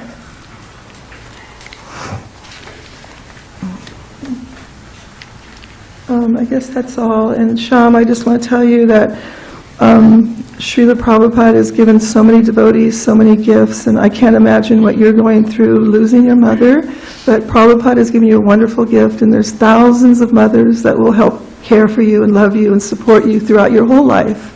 You have hundreds of mothers now, and I think that's all. I just wanted to share one. This is the last. I spoke to Gandharvika the day before she died, probably about 18 hours before she passed away, and she said, Laudely, the last word she ever said to me was, Laudely, I'm in so much pain. And her pain transcended any amount of pain medication the doctors could give her, that she said, I am in so much pain. And this is the last, we were all planning a trip to India. This is very, very sweet. It's one of the last messages I got on a voice message from her. And Sounds like we're all going to be in India together. It's going to be so exciting. I can't stand it. I can't wait. Because Yudhishthir's going, and we're going, and you're going, and it's going to be nice. Sham's going. Well, okay. Have a great day. Let me know how you are. So, thank you for letting me share my stories. And this poem, please read the poem on the back of the bookmark, and the poem that she wrote here, A Life of Purpose, will be printed next month in the first Voices of Vaishnavis. In the history of the world, this will be the first book of poetry from women's experience of the Bhakti tradition. And this poem is so beautiful that she wrote, so take time to read that. And thank you very much for letting me share. Hare Krishna. Krishna, thank you, Ladali. Okay, Katamrita. There you are.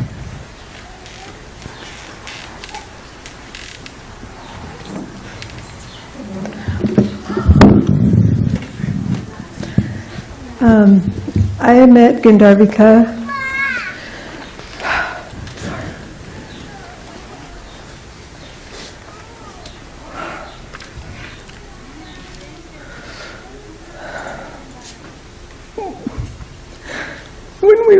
when we were 11 years old, and I was walking with my friends, and I heard this beautiful voice, just, hey, I've seen you around school. What's your name? And she was just so outgoing right away. And so I looked over and I told my friends, I said, I'm going to walk with her. I'm going to walk back to school with her. I said, you guys go ahead. So we walked and we just kind of hit it off, and we were talking and enjoying each other's company, and we became really fast friends after that. And so we both were very similar personalities. We both enjoy laughing and hysterical laughing just about nothing. So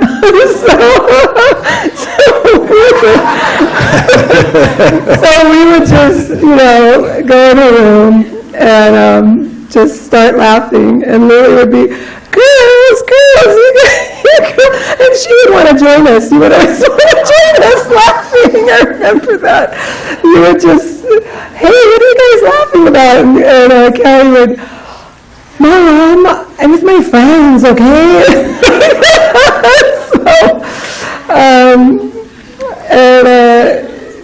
Yeah, we would, you would tell us to turn the music down because we both liked a lot of similar music. So we'd be blasting it on our little stereo in there, and you would always say, turn the music down, I can't hear the TV. And we had a lot of fun times. Talking about parties, she always had Halloween parties at her house, and her mom dressed up like the Great Pumpkin. When we were maybe 13, 14, maybe, yeah, and she greeted, I remember I came to the door and she greeted me at the door, and she was the Great Pumpkin. And I was like, wow, I didn't expect that, but that's okay. So she was always putting on parties. Some that when we got a little older, she would still put on Halloween parties, a few when her mom wasn't in town, and yeah, they were a little wild, so mischievous. A lot of crazy things happened. Chuck was there, her brother, and we had a lot of fun. We all dressed up and were different characters, and she just was the life of the party, serving everybody, making sure we all, are you good? Does everyone have everything they need? And just how she is, as how she was as an older, as a devotee too. She was always laughing, always laughing. That's what I remember the most about her, is her twinkly eyes, and I think she gets them from her mom and her dad, those laughing, twinkly eyes, and just always smiling, always smiling. Yeah, I think she learned a lot of the decorating from you, because, you know, I remember your house was always just really festive for different holidays. And I remember, I want to share a memory about Matthew when we were pretty young still. Probably 16 or 17, and you were still very young. She loved you so much. She protected you so much. I mean, you were like her, just like another child, I mean, that she would have had. You know, we would take you to the park, play hide and go seek with you. And I remember there was a big pumpkin, because do you remember that park? Yeah. There was a big giant pumpkin, and we'd like crawl into the pumpkin, and you had hid in there. And so she came around to one side, and she found you, and you guys laughed hysterically, and you fell into each other's arms, and it was just, and I came up to the other side, and there was so much love. I mean, I could just see so much love between you. I mean, you guys just were like that. I remember telling her after that, I said, oh, you're going to be a really, really good mom someday. And of course, she was an excellent mom to Sham. So, a short time later, I moved into the temple, and I was living with Sandamani in the ashram. And I invited Kelly to come to the temple, and she was kind of, oh, well, I don't know. And I said, it's John Mastami, it's Krishna's birthday. Come on, let's go. Let's, just come. You'll like it. I just want to show you what's going on. And so she came a little while later, and she was all cute. She was like, you had these little black pants and little kind of like scarf, and she had brought flowers. She had brought a bouquet of flowers, and I said, Kelly, how did you know to bring flowers? And she said, well, you said it was Krishna's birthday. And I said, but how did you know he likes flowers? That's like a really big thing at the temple. That's like part of the whole religion. She was, I don't know, I just thought, where can I put them? Like, stop talking, and where can I put these flowers? So I showed her up on the altar, and she came, and she just folded her hands naturally, and then just kind of put the flowers down. And of course, I ran out and told all my friends, "Oh my gosh, she's a natural devotee! Wow, you should see this!"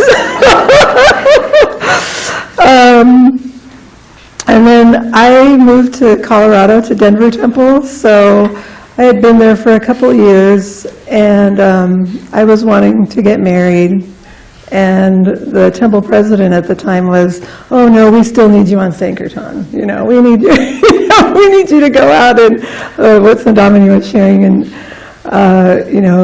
collect money and distribute books." And so Badri Narayan Prabhu had said that, "Oh, there's a really fixed-up Mataji for me to go out with, a real fixed-up devotee." And I said, "Well, who?" And he said, "Kelly, Bhakti Kelly." And I was like, "Oh, yes!"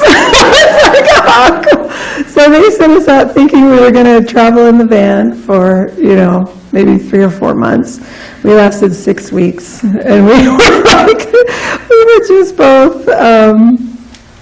We went up to San Francisco.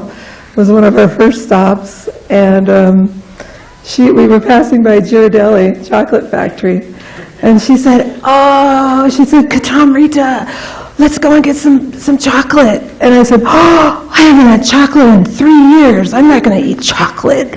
Are you kidding?" And so she goes, "Oh, come on." She goes, "It's just chocolate." So we went in there, we each brought in probably like $60, spent all our money on chocolate. Went back to the van, went and pulled up underneath like a shaded tree, proceeded to eat all of the chocolate at once. And then we both laid on the van floor. "Oh, we don't feel good. Oh, we're sick." And so then a short time later, we had driven to what was then Gemco, which isn't around anymore, but we had went to a Gemco parking lot. And we were, going to get out and, hand out stickers. And we were both, "I don't want to get out. I don't want to get out either. It's too hot." And, then we just started laughing. And somebody pulls up next to us, and they had one of her favorite bands from when we were teenagers, older teenagers, Tears for Fears. And so I said, "Oh, listen, oh my gosh, it's one of our favorite bands from years ago." And she said, "Oh, I'm not going to listen to that." She said, "I'm only going to listen to chanting, and you're trying to tell me to listen to that." I go, "But you just had me eat chocolate. What do you mean?" It's like, "Are you serious? You're complaining about music, and you had me eat chocolate." So it was kind of like that the whole trip, like just very... and then we just started laughing hysterically, and that trip was, needless to say, we just were able to make ends meet with gas. But we didn't bring any money back to the temple at all. We were just like, "We got our gas today, let's just go, come on." And we went around, and we actually eventually went to Arizona, and we did, I think when the Cardinals first moved there, so that was a very fun memory. Let's see. And that's how I'll always remember Gandharvika, is her laughing, us just laughing together, and then we were both the kind of people that when we would laugh, we would like push each other, so we would constantly just be pushing each other and then laughing and then saying something else. And so in my heart, I think for me, my favorite memory of Gandharvika is just the laughter, the hysterical laughter from the time we were so young, and the love. And one of the last things she wrote me was, "You're like a sister to me." And she said, "We've been through so much together." And she said I was like what did she say? Devi, that you, about being her Siksha guru? Oh, yeah. Yes, yes. So that was I felt very honored for that. And when I look at Sham, I just see her so much in you. And you're going to we all love you, love Mahahari, and I'm so glad she found her true love of her life in you. She so deserved that, and you brought her so much love, and she was happy, finally happy with being with you, and I know she felt so much love, so thank you so much. And one more thing about, we had a conversation recently about her coming to SanDiego, and I said, I can't believe how much Sham looks like you. And she said, I know, and I said, well, when are you guys coming? We're waiting, and I think this was last summer, and she said, we're going to come, things keep getting postponed, but we're trying to be there, don't lose hope, and I said, yeah, it's amazing. I can't wait to see Sham here in SanDiego. And I said, it's just amazing how much he looks like you. And he looks like such a Fowler, I said. And she said, I can't wait till his full Fowlerness comes out. So thank you for listening to my stories. Hare Krishna. Thank you, Gandharvika. Okay, Kanchabala?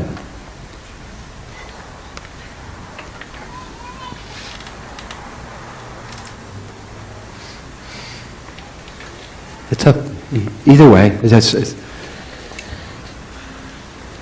Okay.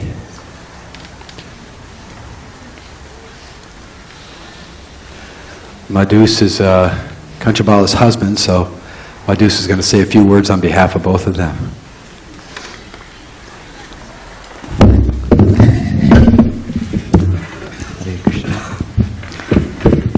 Well, actually, my wife and I came here much later than most of the devotees, so we don't have a lot of history with her, but I can say from the moment we met her, she was very encouraging, more so than almost any temple president that we came in contact with. No, my wife is an artist, so as soon as she found out that she did art, Krishna art, she said, oh, we should have a showing. We should show your artwork in the temple. And she set up a little, we had a little display. And it was just something kind of unusual that she was so open to it and positive. I guess that seems to be what a lot of devotees have said, how positive she was. So, again, we didn't have that much association with her, but we always wanted to be. She was just so attractive that you would just want to be with her. It was always a pleasure to see her. Anytime we had any contact with her, it was we just want to, be near her. So I think when I heard about her illness and that, the chance that she was going to be leaving, I mean, my first thought was, how could I miss that smiling face?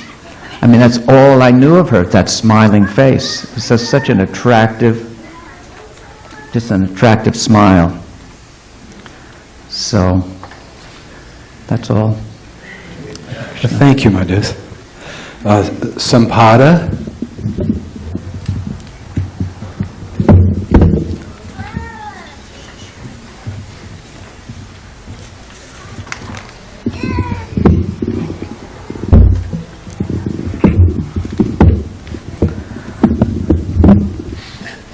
I don't even know. I mean, I just can't even believe that we're sitting here doing this. I knew Gandharvika for over 30 years, probably. But more recently, I got to go to be with her. went to India for three weeks together just before she passed away. And I hadn't been to India. I've been to India a few times, but I hadn't been there in 27 years. And so it was really important for me to go with somebody that I really felt comfortable with. And I just feel so fortunate that I was able to be with her there and her family, and Sham and Mahari, and I just got to see what a wonderful mother she was. She loved Sham so much. I mean, they brought with them so much food and kitchen things, and I say, what is all you walk in their room and at all these things, Sham has to eat. Sham has to eat his 3 meals a day, and she was just so loving. She loved him so much, and she loved Mahari so much, and Mahari was the best husband for her. He loved her so much. And I got to see that. I got to be with their little family and travel with them, and it was so wonderful. And when I told her before we left, I told her that I hadn't been there in so long, and I was having these dreams that it was, I went to India and it was time to go home, and I hadn't seen any of the holy places, and nobody wanted to go with me. I was in so much anxiety. So she told me, make a list.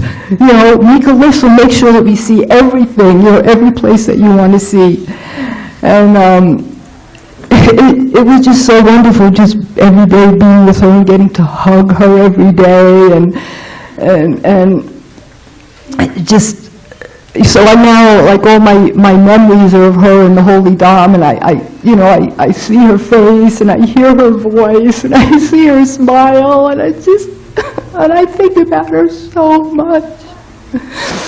And she wanted to be here. She loved Radhagiri so much, and she loved her friends in SanDiego so much. She wanted to be here so badly. And we would talk about how, when she came, we would collect our own donations to make Didi outfits, and so we can make our own Didi outfits, and we don't have to ask anybody or get anybody's permission. We just, design them ourselves and collect the donations and make our own, Didi outfits. And just a few things, that kind of, I don't know, dumb things, but I think about, when we were there. I mean, she was in pain a lot, but she really was a trooper. She didn't complain, and she. So we went. We had to go. Like, we had to take the taxi, Parikama around, go downhill because she couldn't walk. So we took the taxi, Parikama around there, and after a while she couldn't go in the rickshaws anymore. So we had to kind of take a taxi But she was really a trooper. And a few of the things that, like, little memories, I just remember one day, I went to her room, she had just washed her hair, and she had this big brush, like big wide toothbrush, and she was brushing her hair after she washed it, and I thought, God, after I wash my hair, I can't comb it. It's like there's tangles everywhere, and then I have this comb and I can't comb. And she was just brushing it so easily, and I thought, oh, I'm going to get one of those brushes. So I did, and it's so much easier to comb your hair that way. So now every time I wash my hair and I use that brush, I think about her. I think about her sitting on the edge of her bed in Mayapur, brushing her hair. And then she one time told me, I bought new beads, a set of new japa beads and counter beads while I was there. And I always put a safety pin with the counter beads attached to my bead bag. And then if I'm chanting and I'm in the middle of a round that I'm not finished, I would safety pin the bead. So she saw me doing that one day, and she said, what are you doing? I said, I'm not finished with the round. I want to save my place. I said, don't you do that? What do you do? She said, well, I try to finish the round. And she said, and if I don't finish it, then I hang the beads out, and then when I go to pick them up, I try to pick up, from the back so that I don't cheat, you know, so they don't, so I make sure I chant all my beads. So, okay, so now that, as soon as she told me that, that's what I do. I never safety pin my beads anymore. I always hang them out the bag, and I always, try to not cheat and go, take the back bead, So, another time we went to, whenever she'd come, we'd go out to eat, we'd go to this place called Native Food. So one day we went there and we ordered every sweet on the menu. me and Jonavi and Gandharvika, we ordered every sweet on the menu. Ate all the sweets that she loved to eat, Gandharvika loved to eat. And so I think I said something to her about, how I still, sometimes I like to eat like things with eggs in them, we didn't eat eggs. So like cake, and she said to me, she said, oh, don't do that. You don't want to do that. And ever since she told me that, that was it. I stopped eating the eggs. And so anyway, and I look around my house. She bought me things. She was like, buy me things a lot. So I look around my house now, and one birthday she bought me this NutriBullet blender. I make my smoothies in, so whenever I make my smoothies, I think of her. She knew I liked birds. She bought me a clock with bird sounds. The bird sounds don't work anymore, but I still have the clock. And she bought me this a few years ago, a little parrot with a stick on it that I could put on my deities. So I have Gaurnitai deities, and so I put this little parrot on Lord Chaitanya's arm. And so whenever I open up my deities, I see the little parrot on Lord Chaitanya's arm, and I think of her. This is the outfit that my deities are wearing. She was with me when we bought it in Vrindavan, and so it's like I think of her all over my house. Every time I open the deities, I make a smoothie, I comb my hair. It's like I'm just thinking about her so much. And anyway, I don't know, she was wonderful, just a wonderful devotee. She loved everybody. Thank you. Thank you, Sambada. Jai Shri? Yeah, she's on the list too, but did you want to go, or Rajmandali, you want to come, and then Jai Shri will come? Just for a minute? Because I know you were very close.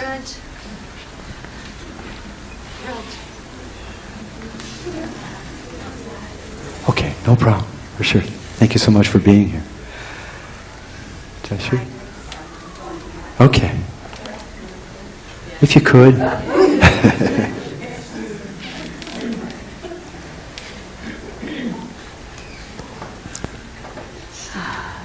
Anyways,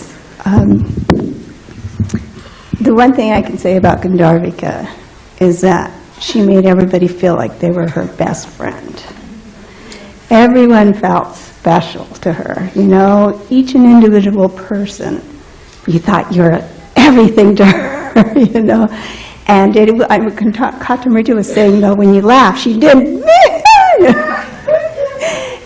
good old jab at it, But that's, main memory is like when she smiled, her eyes would disappear and that twinkle would come out. And I just always felt so joyful after being with her. And there's something, I don't know where it's been heard or what, where how you feel after you're with somebody. It's how they make you feel, and she always made me feel like I was special, And I think she did that for each and individual person. We all felt like we were one of her best or goodest or, really good friend. And that really shows what character is, You always felt really special to her. Thank you, and thank you. Thank you, Jai Shri. Of course. Oh, sorry. We're more than happy to we're with you guys. Our hearts are with you.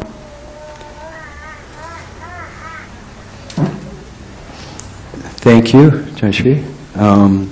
Subhadra, did you want to say? Yeah, there you are.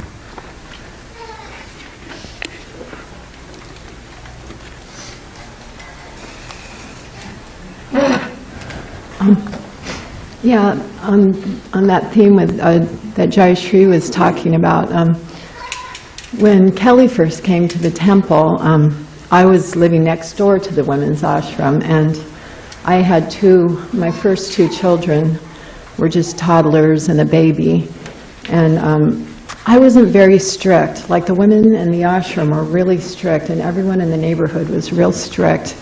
And I wasn't very strict, and I had my kids, and my house was a mess, and when Gandharvika, when she was still Kelly, she immediately became the manager of the restaurant in North Park, which she was always like breaking new ground for devotees, and that's one of the things she did. But at that time, not very many people associated with me, because back in those days, everyone was strict and I wasn't. So there was, not everybody paid much attention to me, but Gandharvika used to come over every night after she got off work around 9, and she would come with a huge plate, a to-go plate of prasadam, and she'd knock at my door, and she'd say, "Can I come in?" And I would say, "My house is a mess, and I'm really depressed," because at that time my grandparents had just passed away, both, like within a week of each other, and she'd say, "That's okay," and she'd come in with this huge plate of prasadam every single night after work, and she made me feel like a normal devotee. She was just so kind, and she didn't come in like she was feeling sorry for me. We would like laugh and laugh and laugh. And I remember I dabbled in astrology, and I looked at her chart, and the first thing I noticed was that she was a natural devotee. The first thing you look at in a chart is someone's first house, and where the planet goes, and hers is called Vaishnava Yoga, and it just tells the whole direction of a person's life. And her life was naturally, from birth, always destined to be devoted to God. So that was significant to me. And other things in her chart show that she would always have a smiling face, and that she had so much compassion. One thing about her moon star was, it was called the teardrop, and it showed that you would have a lot of compassion and love for others, and feel very deeply. And I know after I got a divorce, she messaged me and she said, "I'm crying right now, and I just feel so much for you. You really put all your heart in that." And it was just meant so much to me, because even though after years of, not being near each other geographically, she still cared so much for everyone, and that's how I'll always remember her, how she came to me when I was a young mother, and I didn't get to go on all the trips with everyone, and she still kept me feeling so included in the temple throughout the years, but especially then when I was a young mother and I didn't have a lot of association. She came and brought me a huge plate every night. It was so kind. And also she got me out of I was like a determined stay-at-home mom, but she would get me out, and she talked me into baking desserts at Govinda's in North Park every day for a few hours. And she got me out to go distribute books. She said, "Let's go to Shelltown." And I was like, I grew up in PB, and I was like, "What's Shelltown?" And she was like, "There's lots of Mexican people there, and they're so nice, they're so pious." And we get there, and it's like this gang-ridden area, and I was like, "Okay," but she was just like, "They're so pious, they're so wonderful," and so she drugged me around there and downtown. So she was just so kind and wonderful, and she was serious too. That's what the thing is. For 1 minute she would be laughing and having you in hysterics, and the next minute she'd get this look on her face, like, and she'd talk about things, and she was so straightforward. Even if she had something heavy to say to me, she would say it. She had no problems just being honest and straightforward with me, even if we disagreed with something, and I really appreciated that.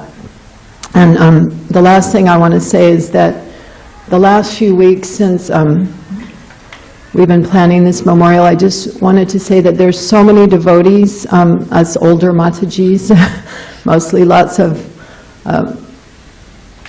old women that, you know, our bodies are, you know, in a little pain when we work hard, and, you know, not all of us are super involved full-time in the temple now, but when we decided to, you know, put on this memorial for Gandharvika, everybody has worked their hearts out, and they have worked their butts off. And under Latali's management and expert organizational skills, all her friends, with Shyam and Mahahari in mind, we wanted, and the mother and the father and the siblings, we wanted everyone to know how much she was loved. And we've been working like our butts off so hard. You might not know how much goes into this, but Latali does. And not only did she organize, but she had so many people staying at her house. And everyone has worked so hard and with so much like physical pain and so much laughter and love and tears. We were just crying and laughing and crying and laughing. And it's just, we love her so much, and we wanted everyone to know how much we love her and appreciate her. And she inspired us, and that was the thing that impressed me the most, that she, even after she left her body, she was still inspiring us to be in her mood of celebrating life and working hard and having pizza parties. That's what I think of her, as pizza parties and waffles and strawberries and whipped cream, and that was just, she brought us all to life and together, and the camaraderie that she was able to create with everyone. She just, it'll never stop doing that, and we'll never forget that and want to be like her in that way, that she just gave her heart and her life and made everyone feel special. And I'm so grateful to have been one of her friends. Thank you. Subhadra. Hare Krishna.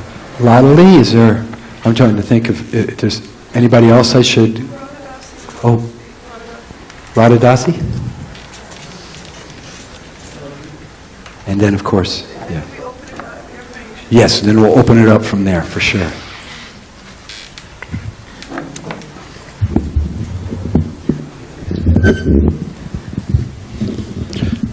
Hare Krishna. Oh, real quick, by the way, I was told by Janardhan Prabhu's actually recording and putting this online, and I didn't know it at first, but you're just the right distance right there from the mic. If you get too close, it makes it a little hard to hear over the internet, so you're fine. I just want to let you know. So. Well, I first want to echo what everybody else has already said. I mean, if someone had walked in and didn't know Gandharvika, they would know a lot about her by now. You know, her heart was as big as the world, and she never stopped serving. But just a couple things. Like Subhadra, you know, I was kind of a little bit different from the other devotees when I joined. I was married, had a kid, had a career. So I didn't live in the ashram, you know, and Gandharvika was the one that drew me in. You know, it's like we have breakfast in the morning and come before you go to work, and, you know, just like always helping me, making me feel included, and teaching me, you know, the etiquette of dealing with devotees and you know, not treating a swami like they're, you know, your brother, or giving them a big hug or whatever. You know, but it was always done so gently, you know, that there was never any sense that she was criticizing me. It was always done with love, and it really, really helped. Later, we tended to talk only when one of us was going through something unpleasant. You know, it was like when we had something we were wrestling with. And the thing I got from Gandharvika that I really wanted to emulate was that she wasn't ever in denial about a difficult situation with another devotee. You know, like sometimes we want to be really spiritual, and it's just like, it's okay, you know, I'll be humble, it's, you know. She was very real and very genuine, but she was never critical. She would identify, here's the issue I'm going through, now what's my part in it, and how can I make it better? You know, and like when I get in a fight with somebody, I want to make them feel worse. but her agenda was always, how can I make this situation better? And I really learned from that. And the last little thing I want to share is I was recently in Russia, and I was asked to speak about Vaishnavis, or female devotees in the Hare Krishna movement. And my husband, who saw Gandharvika as his sister, he said, you should speak about Gandharvika. And I thought, he's being sentimental, right? But when I really analyzed it, I realized she was actually the ideal Vaishnavi. She dedicated everything to Krishna. She used everything in Krishna's service. She served the devotees wholeheartedly. And unlike many of us, when challenges were thrown her way, when hard times came into her life, she didn't draw back. She pushed forward. She increased her service. And when it came time, she was married and she had Sham, she was a manager. She was managing big projects. And it's not unusual for people in that situation to say, hey, the family's got to give a little because I've got these projects that I'm managing. And she didn't do that. She managed this incredible balance that is so hard to keep both things going and do both things well. It's a miracle, and we talk about devotees being empowered by Krishna. Gandharvika really was empowered by Krishna. And I also realized that I didn't see that at the time because she was always so down to earth, so humble, so loving, so accessible, that you didn't think of her as St. Kelly, But there was that part of her. She really was that advanced and that dedicated to God. And she really gave everything to serving God and serving people. So I feel very grateful to have known her. I'm so grateful to the family that raised her and grew up with her. She talked about you guys a lot. And I could always tell from the beginning when I met her that there was a lot of love in your family because she knew how to give and receive love so well. And I'm grateful for everybody for sharing these memories, And I love you, Mahahari and Sham. We love you. Hare Krishna. Thank you, Dasi. And Dasi mentioned a good point that Yudhishthira Prabhu is like a brother to Gandharvika. Yudhishthira, would you like to come up and say something?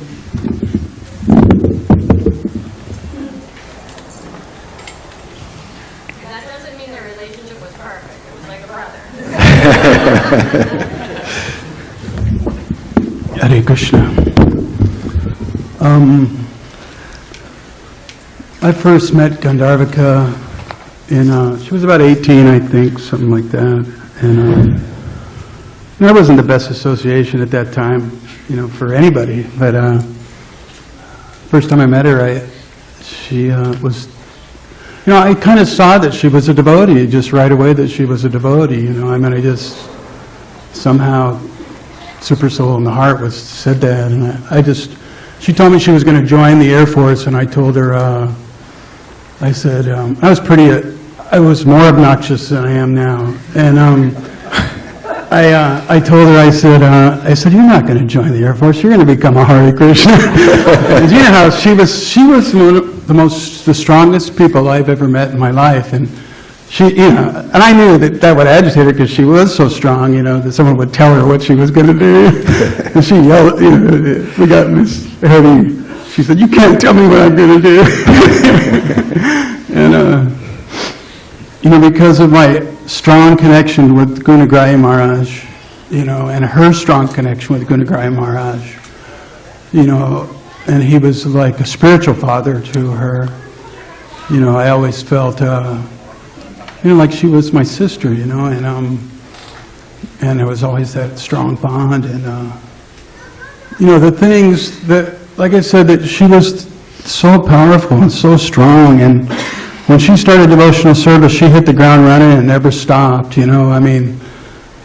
sometimes we get in these moods where we're going to do a bunch and then we pull back, kick back and hide out and do a bunch, but she just kept doing a bunch, And then when she connected with Mahari, and Mahari's the same way, these are not ordinary human beings, and they just did so much. And we would hear the news about what was going on down in Argentina, and what they pulled off there is it's superhuman, and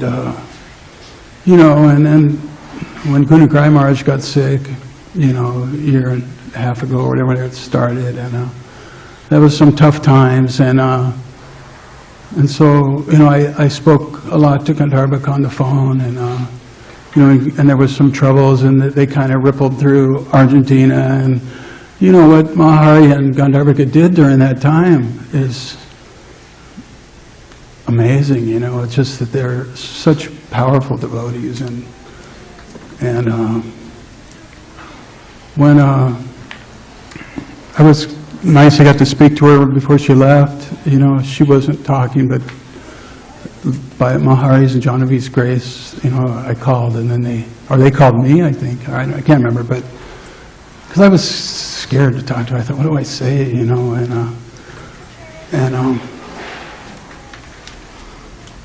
remember I called Radhanath Swami after that, and I texted him, I said that Gandharvika is about to leave. And he tried to call, but it was after the fact, and so then he wrote me back, and he said, I've been trying, and no answer. So he was meditating on her too at that time, which is very powerful.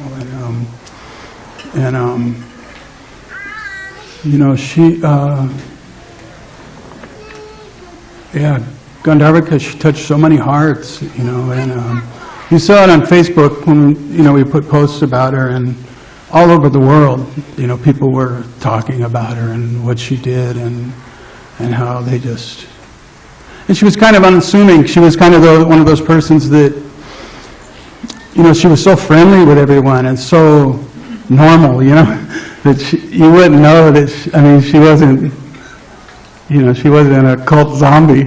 She was just a real person that cared and loved you, and so, and you kind of, I've seen that in a lot of devotees, like, like Sridhar Maharaj, when he left. I didn't realize till after what an elevated personality they were, because bhakti, the Vaishnava philosophy, bhakti is all about relationships, and that's what she did, and that's bhakti. It's not about, who can outrule somebody or out-memorize somebody or any of that stuff, which is, nice stuff, but she knew how to show her love, Hare Krishna.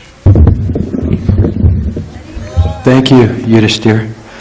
One thing Radha asked me to do just throughout the, as we're going, through the memories here, is to read a couple of memories from individuals who couldn't be here personally. So I'm going to read the first of three here, and then we'll invite others to come up and speak. So this is from Vrinda Gopi, and here's her letter. It says, "Dear Gandharvika, it's so hard to express everything I feel right now, but I just want to say thank you for being a true inspiration to me. I feel extremely fortunate to have met you, and even more blessed to have kept in touch with you. Anytime I needed you, I can truly say you were there. I consider you my mentor, someone who really understood what I was feeling and who always cared. I sit here in amazement of how deeply you touched my heart. What an incredible personality. I really looked at you and saw someone who I would want to be like. A nurturing mother, a devoted wife, a servant of the servant, but overall a loving and extremely caring soul. And from the bottom of my heart, I'm going to miss you so much. I always looked forward to going back to Argentina. A big part of why was to simply hang out with you. I hope to care for people the way you cared for me when I was down there.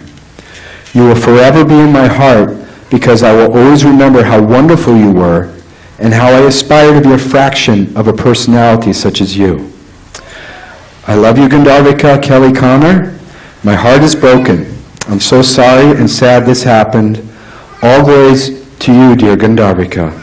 Your servant, Vrinda Gopi." So we'd like to definitely open to anyone else, who would like to say some words about Gandharvika.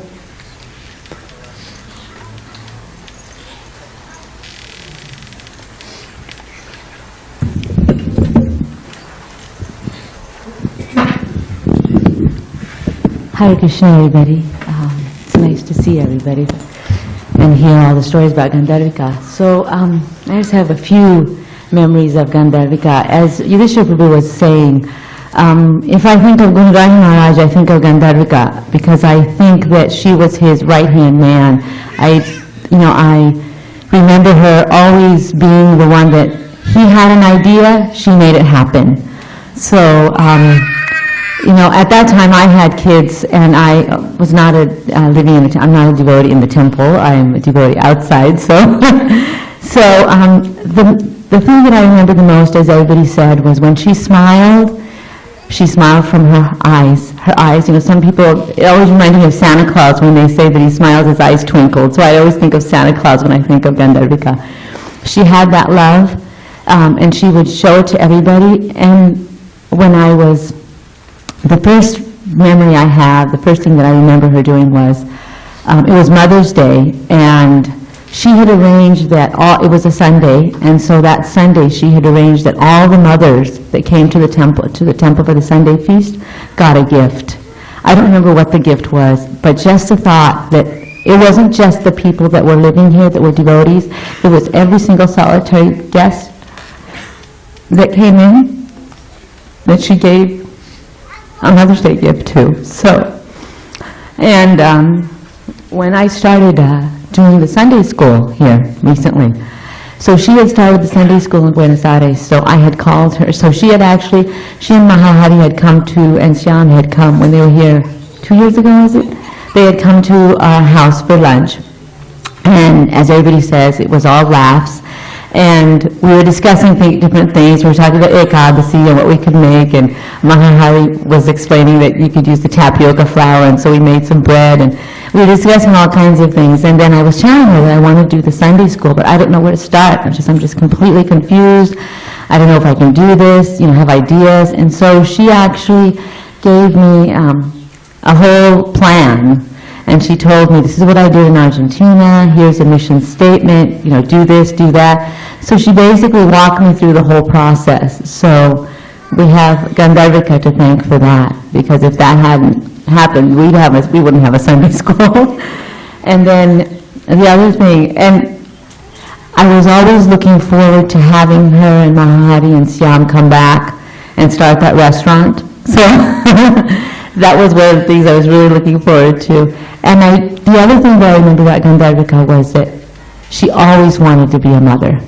She always was thinking about having a child, and Shyam, you were her gift, something that she really, really wanted. And Mahahari was the best partner that she could find in doing and continuing her process of devotional service.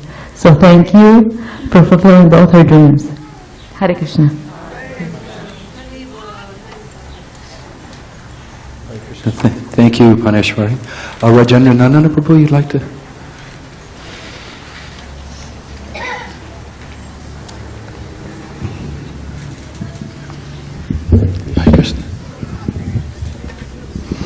Hare Krishna. My name's Rajendra Nandana Das. And first of all, I want to thank Lottie and everybody who have worked hard to put this together. I want to thank the family for coming and allowing us to see and hear about your wonderful daughter. I want to thank Mahahari, Shyam. I can't imagine. Of course, no pushing and shoving. We're all going to go through these type of affairs. Losing those who are dear to us or causing pain to those who love us if we leave first. This is really the hardest part of Krishna consciousness, is the crying part. See, Srila Prabhupada wanted us to give our lives in the service of the devotees, our chain of spiritual masters into Radha Giridhari. And for most of us, it means engaging in active work so that the qualities of the heart can become manifest. Well, it's quite evident hearing, and I'm so fortunate to hear the glories of Gandharvika. But it's quite evident from hearing all of you speak about her that these qualities were there from the beginning, at least in seed-like form, and they were just waiting for the association and service of the devotees and the spiritual teacher. So many of us, especially in male bodies, we tend to lean towards the intellectual and philosophical side. And I'm so happy that the spotlight is being given to Gandharvika in this event, especially by our sisters and friends, because it's showing to us guys that the qualities of softness of heart, whereby love can manifest, compassion, kindness, sharing can manifest, is so very important. Services, no matter how small and insignificant, are recognized by Srila Prabhupada and the Lord and never forgotten. That's why they're our truest and deepest friends. She may have served and helped us in so many ways, and some of us may have forgotten many of the acts of kindness she extended to us. It's the human condition, faulty memory in this age. But the Lord doesn't forget. But between me and you, just revealing who I am, the services, they're so wonderful and so important and so necessary in our movement, because it's not easy trying to share Krishna consciousness with those who are thinking that this world is where it's at and grabbing pleasures of this body are where it's at. Even if it were what it's all about, because it's so temporary and fragile, we should awaken to the reality of the necessity of hearing Gandharvika, seeing Gandharvika, remembering Gandharvika's life. So the qualities that she possessed that I would like someday to possess are what make it so easy for others to hear that Krishna loves us, that Srila Prabhupada loves us. It really is about friendships, our relationships, as Judy Prabhu said. It really is about qualities, and she possessed them. And she touched everyone because of those deep, real qualities, because of the spiritual qualities, because of the Krishna consciousness of this wonderful person, this wonderful wife, this wonderful mother, this wonderful daughter, this wonderful friend, this wonderful Sankirtan devotee, temple president. The list just goes on and on and on. One who knows what life is about, who has realized it and is living it. They have no barriers. Krishna removes them all so that they can have the greatest impact on people. Those of us who are more full of ourselves, who are absorbed in our so-called identity, whatever it may be. Speaking from the male perspective, it's so easy to look beyond, to miss what is really substantial and important in someone. I'll give you a little tidbit. Gandharvika, she was 12 years younger than I. In Chinese astrology, that makes her a horse. To say something about Chinese culture, when they were limited to one, maybe two babies at most, they would often kill a daughter born in the year of the horse because they would be such a handful. They would not be the demure, shy, submissive little girl. They would be adventurous, they would be strong-willed. And when you see Gandharvika, it's like so easy to just catch partial understandings of who she is by hearing about her laughter, hearing about her adventurous nature, hearing so many different items of who she was, and not realize that it was all based in the spiritual person that Gandharvika is in a relationship with the spiritual master and the Lord. It's so easy especially when we're live, when you hear everybody talk about, oh yeah, I get it, oh yeah, I kind of understood that. But it really, I want to swerve it in the direction, if we can aspire for the qualities she had and practice in ways that will help bring them out in us, if we can do like that, then there's hope that when we come to that crossroads, because the final lesson is going to be there for everyone. Life is so fragile. It is so quickly over. And none of us know when. And for most of us, to the degree we're in ignorance about the reality of spiritual life and love for Krishna, it catches us by surprise every time. But it shouldn't. We should be aware that what she went through, we're going to go through. And because she gave her life in the service of the devotees and the Lord, for her, no matter what the circumstances had been, for her they were ideal, to be surrounded by those who loved her, to be surrounded by the holy names of Krishna. So much auspiciousness there. I mean, for anyone to doubt that Srila Prabhupada did not come and take her by the hand doesn't understand what Krishna consciousness is about. It's really the most simple thing, but we make it difficult because we overanalyze it, intellectualize it, and get caught up in our own conditionings and trying to apply it. So I get hope from seeing all of you here, glorifying and hearing about Gandharvika. You are my family, and I'm your family member, whether you know me or not. And I'm only hoping that you will be kind to me and support me in my time of need. I'm hoping whatever you have to go through, that the words spoken today can be lived up to, because she certainly would live up to such words, because she truly cared. So for what it's worth, I'm grateful to be here. The work I do doesn't allow me to be at most of these auspicious events. I don't get the company of many devotees in my traveling sales. And for me, I'm so very grateful to be here. And if my speaking in this way can just show a token of my appreciation for who Gandharvika is and how I hold her in very high esteem. I may have not been buddies with her, but I know part of the service that she went through, having done some service like her in this temple.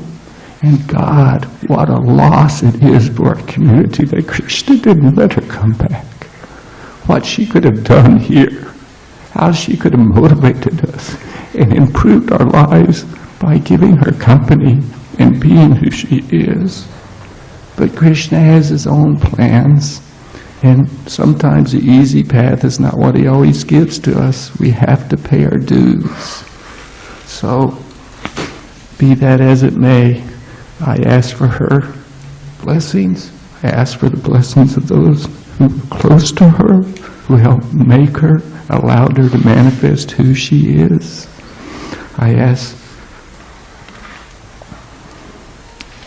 that you accept my gratitude. All glories to Srila Prabhupada, all glories to Gandharvika Devi Dasi, all glories to her friends and family. Hare Krishna. Hare Krishna, thank you, Rajendra Nandana Prabhu. I'm going to read another offering, and this is from Prabhupada Das. Otherwise, some of us may have known him as Bhakta Nick. Actually, I was fortunate to when I first came to Krishna Consciousness, I met Nick at that time, and I've known him for many years. He is a very good heart, very, very wonderful person. But here's he wrote a nice letter for Gandharvika here. So, Dear Gurudev and Vaishnavas and Vaishnavis, please accept my humble obeisances. All glories to Srila Prabhupada. When thinking of Mother Gandharvika, the first thing that comes to mind is her smiling face and shining eyes. I never tired of seeing her smile. Then there was the hope of getting something she cooked to eat. This was big for me. All else about her is more or less over my head. When she would ask for assistance in temple maintenance or in running the store, I always tried my best to help. She was so special and very hard to refuse. I don't know how she did all she did, constantly, for so long. She was Krishna conscious in a kind, happy, motherly way. I'll never forget her coconut cream pies. Beyond words is the nature of that coconut cream pie. How did she do what she did? Who was she? I don't know, but I'm glad to have known her. I'll never forget her, and if I get to go home back to Godhead, I hope to see her again. Jai Mother Gandharvika Prabhu. Prabhupada Das. Okay, Hare Krishna. We're going to have the kirtan pretty soon because the prashadam will be served at 2. So we need a couple more speakers. Yeah, a couple more speakers, and we're going to have a very nice kirtan led by Janavi Devi, right, Prabhu? And then we're going to, after that, we'll have nice prasadam served out. So, so anybody else would like to? Oh, Hare Krishna. Devki, Hare Krishna. Hare Krishna. I have got a great regard for this lady, the one who has left us, crying and weeping. She was a treasure to the organization.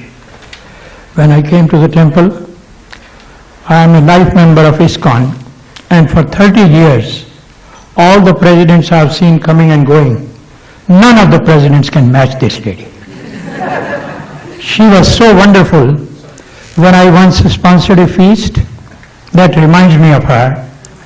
She specifically mentioned my name, and then after that, she gave a special cake for the house to take it with you because you have sponsored the feast. No temple president has ever done that. And all the temple presidents, with due respects to Jamunapati Maharaj, so please do not mind what I am saying, but she was really a gem, and we can never forget her. I would like to pray for her peace to the departed soul, and I would request God to give courage to the family to bear that loss. Once again, I offer my humble obeisances, and I request all of you to close your eyes and pray for her departed soul, peace to the departed soul. For 2 minutes, observe the silence. Thank you.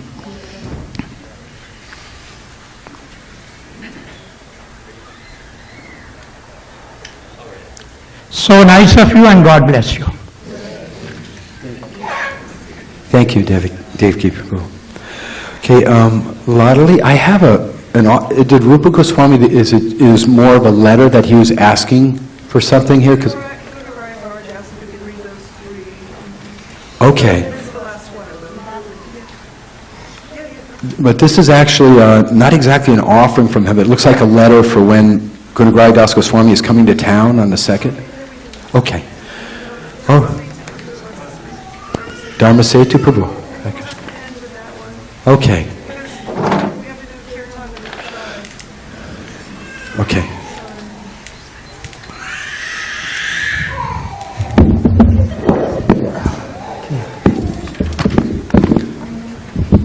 Is this the right distance? So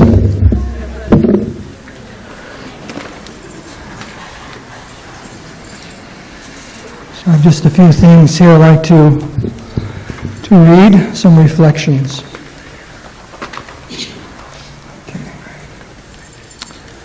Srila Prabhupada was once asked why it seems that everyone loves him.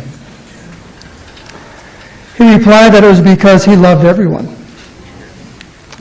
This exchange came to my mind many times as we heard so many devotees from all over the world pouring out their hearts with love and ardent prayers for Gandharvika in her last days. The reason was obvious. It is because she loved and helped so many people. Gandharvika was a dynamic person who never held back her energy, words, plan-making, ideas, opinions, kindness, and affection for others. She was always busy and wanted others to be busy in Krishna's service too. She received a profound blessing early on in her life as a devotee to have a deep and abiding taste and enthusiasm for Krishna consciousness.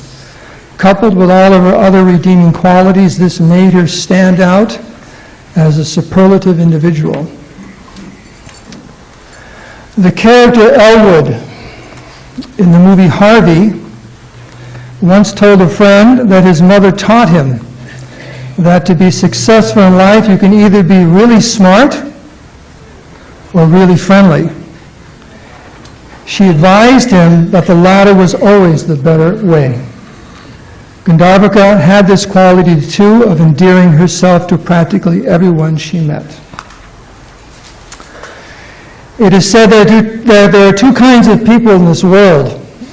Those that you are very happy to see when they arrive, and those who are very happy when they leave. Gandharvika was so much of this first category. When she arrived, the place lit up with her contagious enthusiasm, optimism, and opportunities for serving Krishna. She was a natural leader and always had a plan. Her life was not a cakewalk, though. She was confronted with many struggles, both in her personal life and devotional career. Some of them were enormous. But her desire and ability to push through these challenges, depending on Krishna and her well-wishers, was one of her most admirable qualities. How we handle the difficult times in our lives, not so much how we glide through the easy times, shows our true character. I saw this firsthand, especially during the 2 years I worked with her, CB, Brajmandala, Sundar, and Ramapati on the temple staff. And later, during the last few years, she was in SanDiego before moving to Argentina. She won the admiration of many great souls and tolerated the distractions and trying circumstances created by others. Charles Dickens, in one of his classic novels, describes a very moving and painful scene for his readers. Bob Cratchit is consoling his family after the passing of their youngest child, Tiny Tim. Speaking words of wisdom and comfort, he paraphrases a verse or two from the Bhagavad Gita by saying that life is a series of comings and goings. In understanding this, we should not be overcome by lamentation. When we start to see the whole picture of our sojourn through this world, comprised of many, many comings and goings, all part of Krishna's perfect and loving plan, then the quality of our sorrow is tempered and our anger dissipates. Gandharvika once told me that she never wanted her life in Krishna consciousness to be reduced to having a bunch of Krishna art hanging on the walls of her home and just saying Hari Bol to the devotees at festivals. She wanted a dynamic life in Krishna consciousness, to always be serving others. She found so much happiness in serving the devotees and Krishna in so many ways, and it was never forced or artificial. Krishna and Prabhupada fulfilled her desire beautifully. In India, there is a saying that a successful life is one, that when we are born, we alone are crying, and everyone around us is laughing with joy. But when we die, we alone are laughing with joy, and everyone around us is crying. It was truly an inspiration.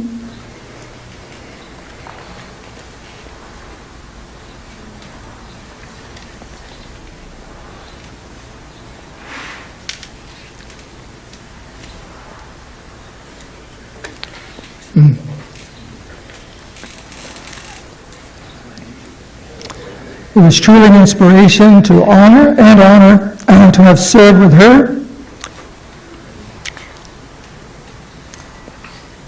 and had the friendship of such a kind, generous, dedicated, humorous, Krishna-conscious soul. Vanshakapadarubhascha kripa sindhu devacha patitanam bhavingo vaishnadevo namo namah. Gandharvika Devi Dasi ki jai. Hare Krishna. Thank you, Dharma Setu Prabhu. Okay, great. Radha.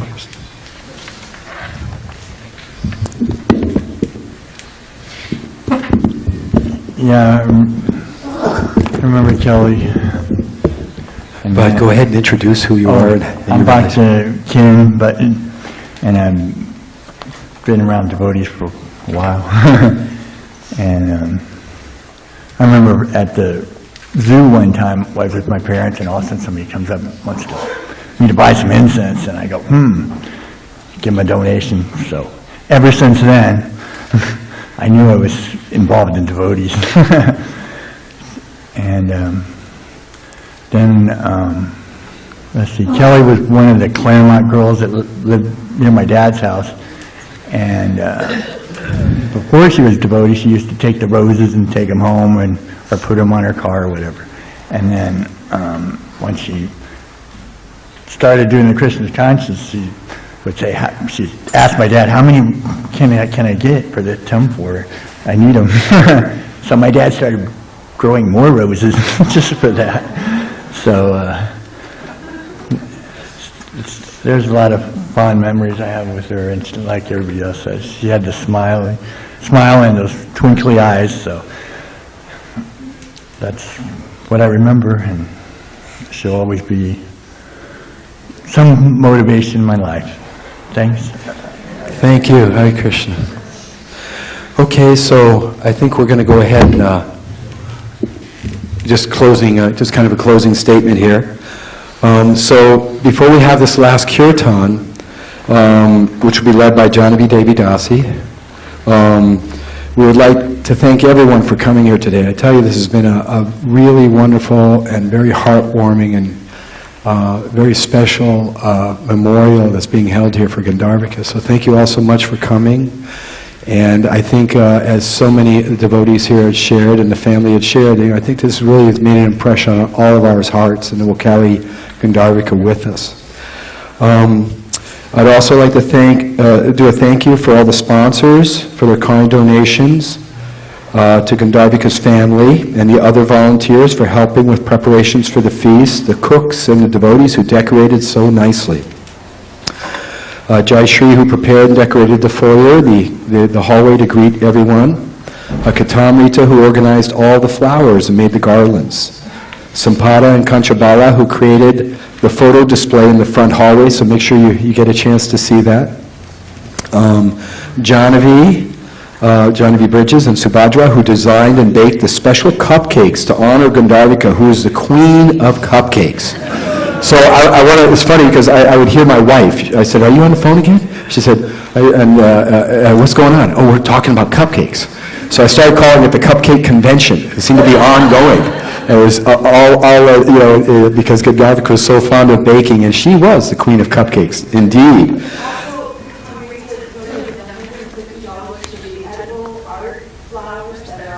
Oh, so these cupcakes, we've got so much to carry in our heart. And I tell you, the prasadam feast that was prepared was made all of preparations that Gandharvika was very fond of. And to top it off, you're going to get, a genuine Gandharvika level cupcake, a special made by your loving friends. So we're definitely looking forward to that as a part of the honoring Gandharvika. We also want to say thank you to Radha Bhakti for the layout design of the memorial program, the beautiful bookmark keepsake, and for creating the wonderful slideshow presentation with her father. Make sure you get the little memorial package, the envelope with the bookmark and everything like that. It's so beautiful. You can read it, you can keep it. It's a very wonderful keepsake. We have and finally a thank you to Ladali herself, who helped to organize and coordinate this very special memorial in partnership with the family and Gandharvika's friends. So thank you all very, very much. I want to do a special mention. Gandharvika's family, they're going to be sponsoring a beautiful fountain that we're going to be putting in the garden.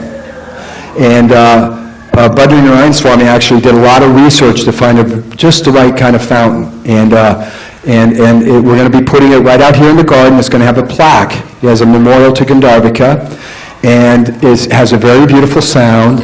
And I think it'll be so nice that every time we're here at the temple, or if we step out there, even if we're sitting inside and we hear the running of the fountain, that we can all reminisce and remember Gandharvika. So thank you very much.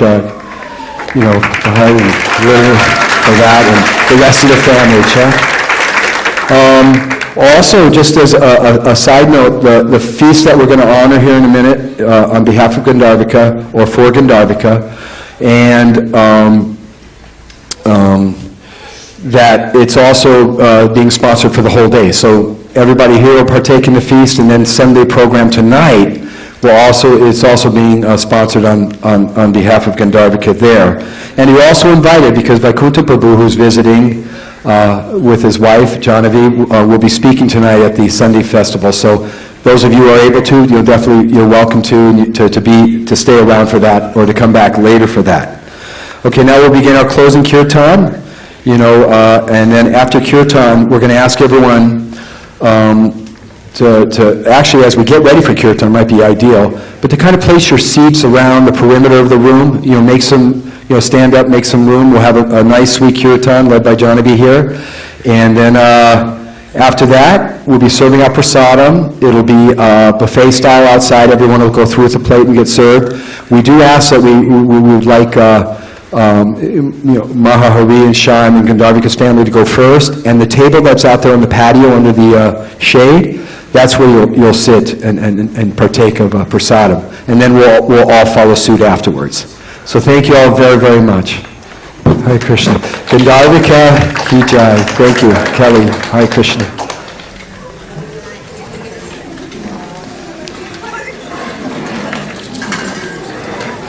Hare Krishna.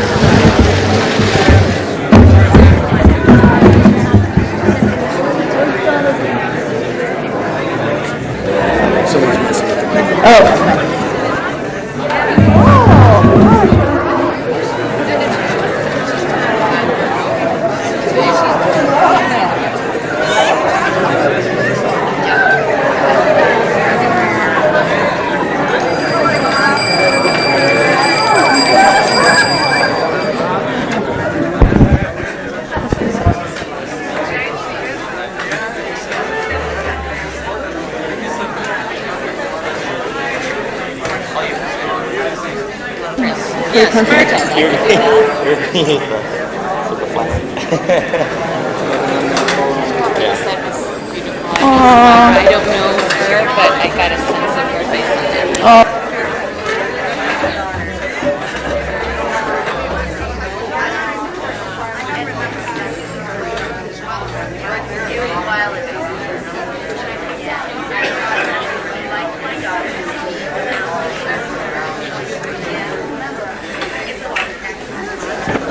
Hare Krishna. You want cartels, or you want the mridanga, or you want them to play mridanga for you? No. Namo Krishna Padaya Krishna Prasaya Bhutale Srimate Bhakti Vedanta Swami Iti Namine.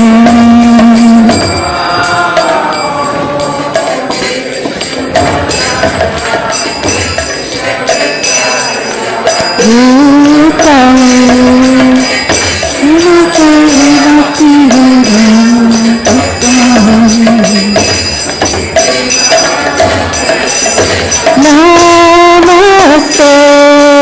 Saraswati देवे गौरवाणी प्रचारिणे निर्विशेष पुण्यवरी भ्रष्टाचार सचारिणे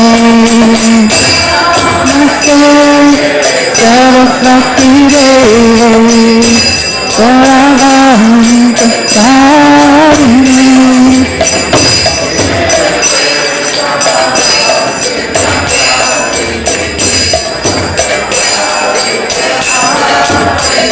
Jai Shri Krishna Chaitanya Prabhu Nityananda Shri Advaita Gadadhar Shivasari Gaura Bhaktavinda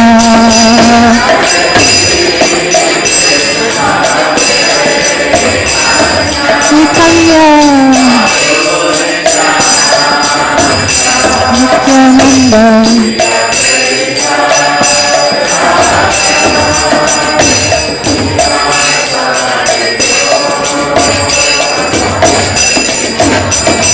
Jai Shri Krishna Chaitanya Prabhu Nityananda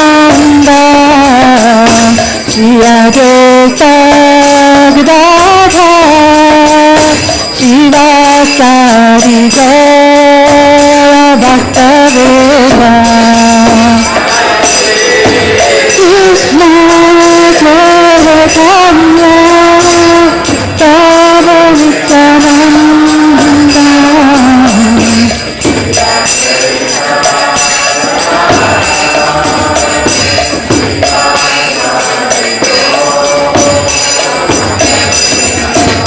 Jai Shri Krishna Chaitanya Prabhu Nityananda Shri Advaita Gadadhar Shivasari Gaura Bhaktavinda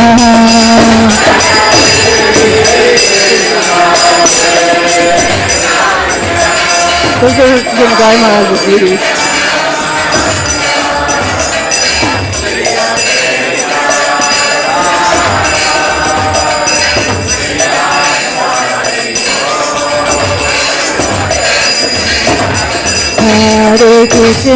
Hare Krishna Krishna Krishna Hare Hare Hare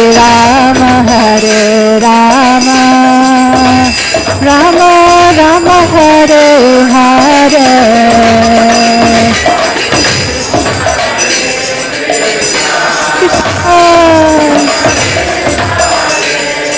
Hare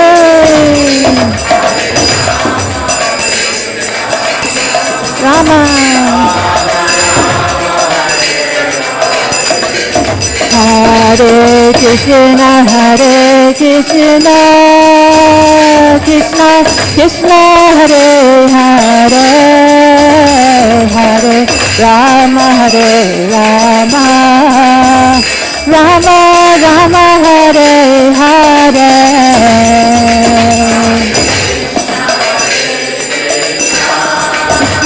Krishna Krishna Hare Hare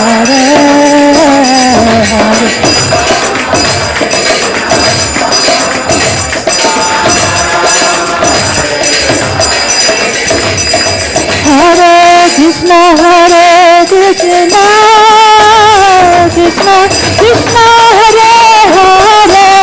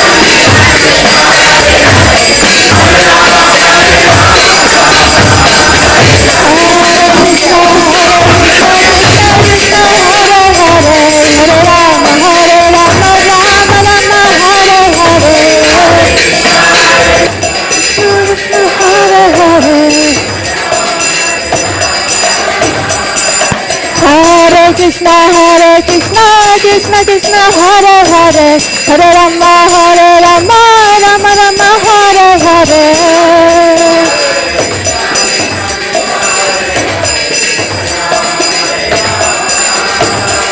Hare Krishna, Krishna Krishna, Hare Hare, Hare Rama, Rama Rama, Hare Hare.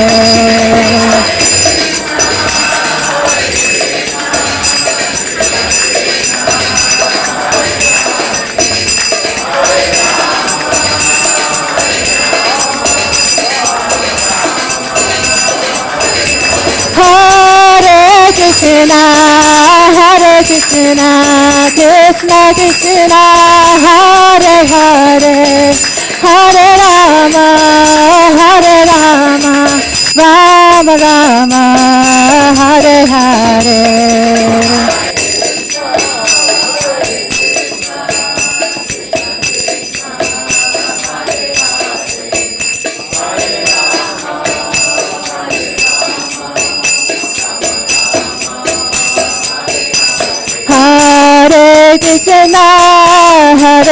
Krishna, Krishna Krishna, Hare Hare, Hare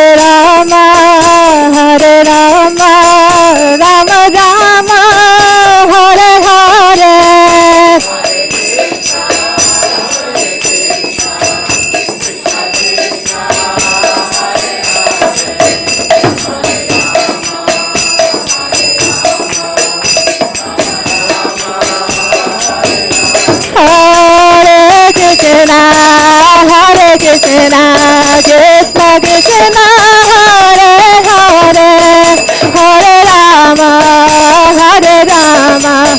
Rama Rama, Hare Hare.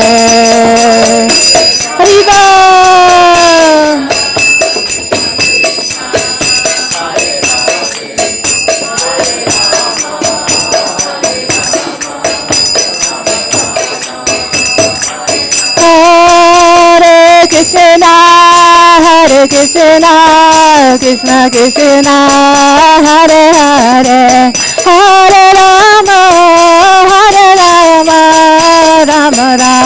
Rama Rama, Hare Hare. Hare Krishna, Krishna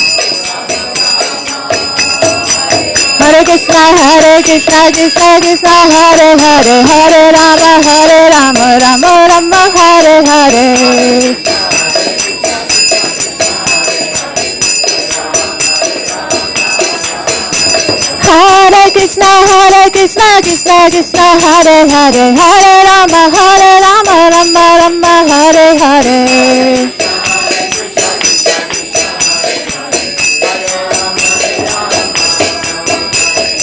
Hare Krishna, Krishna Krishna, Hare Hare, Hare Rama, Rama Hare Hare. Hare Krishna, Krishna Krishna, Hare Hare, Hare Rama, Rama Hare Hare.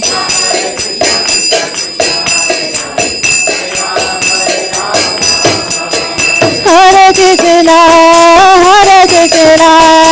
Krishna Krishna, Hare Hare, Hare Rama, Rama Rama, Hare Hare.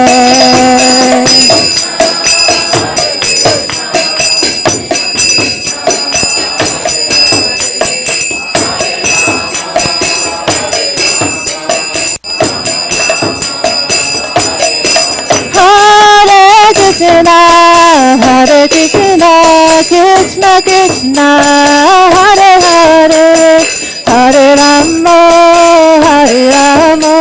Rama Rama, Hare Hare.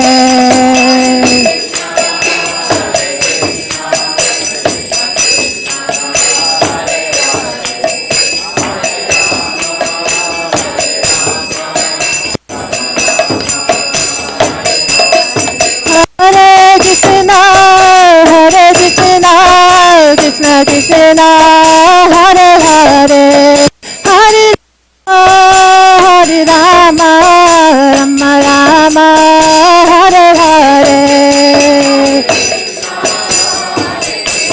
I don't know how long I'm supposed to. I think, I would wind it up.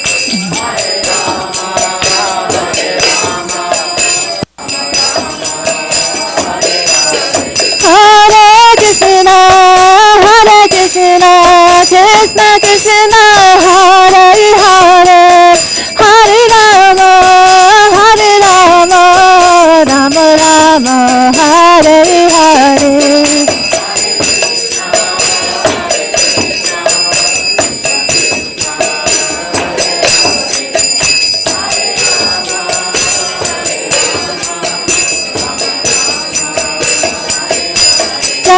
Gandharvika Devi Dasi, Jai Gandharvika Devi Dasi, Jai Gandharvika Devi Dasi, Jai Gandharvika Devi Dasi, Jai Gandharvika Devi Dasi.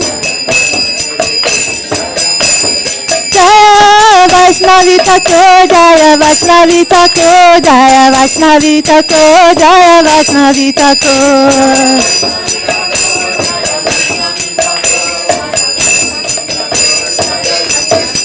Jaya Prabhupada, Jaya Prabhupada, Jaya Prabhupada, Jaya Prabhupada, Prabhupada, Prabhupada, Prabhupada, Jaya Jaya Prabhupada.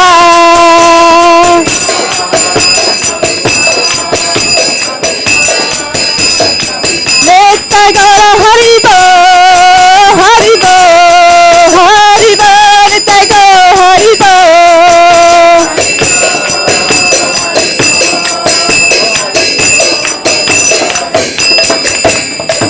Gandharvika Devi Dasi ki jai, Srila Prabhupada ki jai, Gaura Premanandi. Tell everybody about the cupcake table. They should go see that. Divine grace, Srila A.C. Bhaktivedanta Swami Prabhupada ki jai. ISKCON BBT founder Acharya Srila Prabhupada ki jai. Jaya Vishnupad Paramahansa Padvajikacharya Ashtoto Shri Srimad Divine Grace Srila Bhakti Siddhanta Saraswati Thakur ki jai. Ananta Koti Vaishnavinda ki jai. Namacharya Sri Haridas Thakur ki jai. Prem Shri Kaho Shri Krishna Chaitanya Prabhu Nityananda Shri Advaita Gadadhar Shri Vasari Gaur Bhaktabinda ki jai. Shri Shri Radha Krishna Gop Gopinath Shamakun Radhakun Giri Govardhan ki jai. Vrindavan Dham ki jai. Navadip Mayapur Dham ki jai. Jagannath Puri Dham ki jai. Ganga Mahi ki jai. Yamuna Mahi ki jai. Tulsi Devi ki jai. Bhakti Devi ki jai. Shri Harinam Sankirtan ki jai. Samaveda Bhaktabinda ki jai. All glory to the sum of the devotees. All glory to the sum of the devotees. All glory to the sum of the devotees. All glory to Srimati Gandharvika Devi Dasi ki jai. Hare Krishna. Please. Hare Krishna. We want to make sure everyone gets one of these special cupcakes made in memory of Gandharvika Prabhu. So we've got over here on the back table, so as you're dining, taking prasadam, you can get one before, get one after, but do not leave without a cupcake. So, Hare Krishna.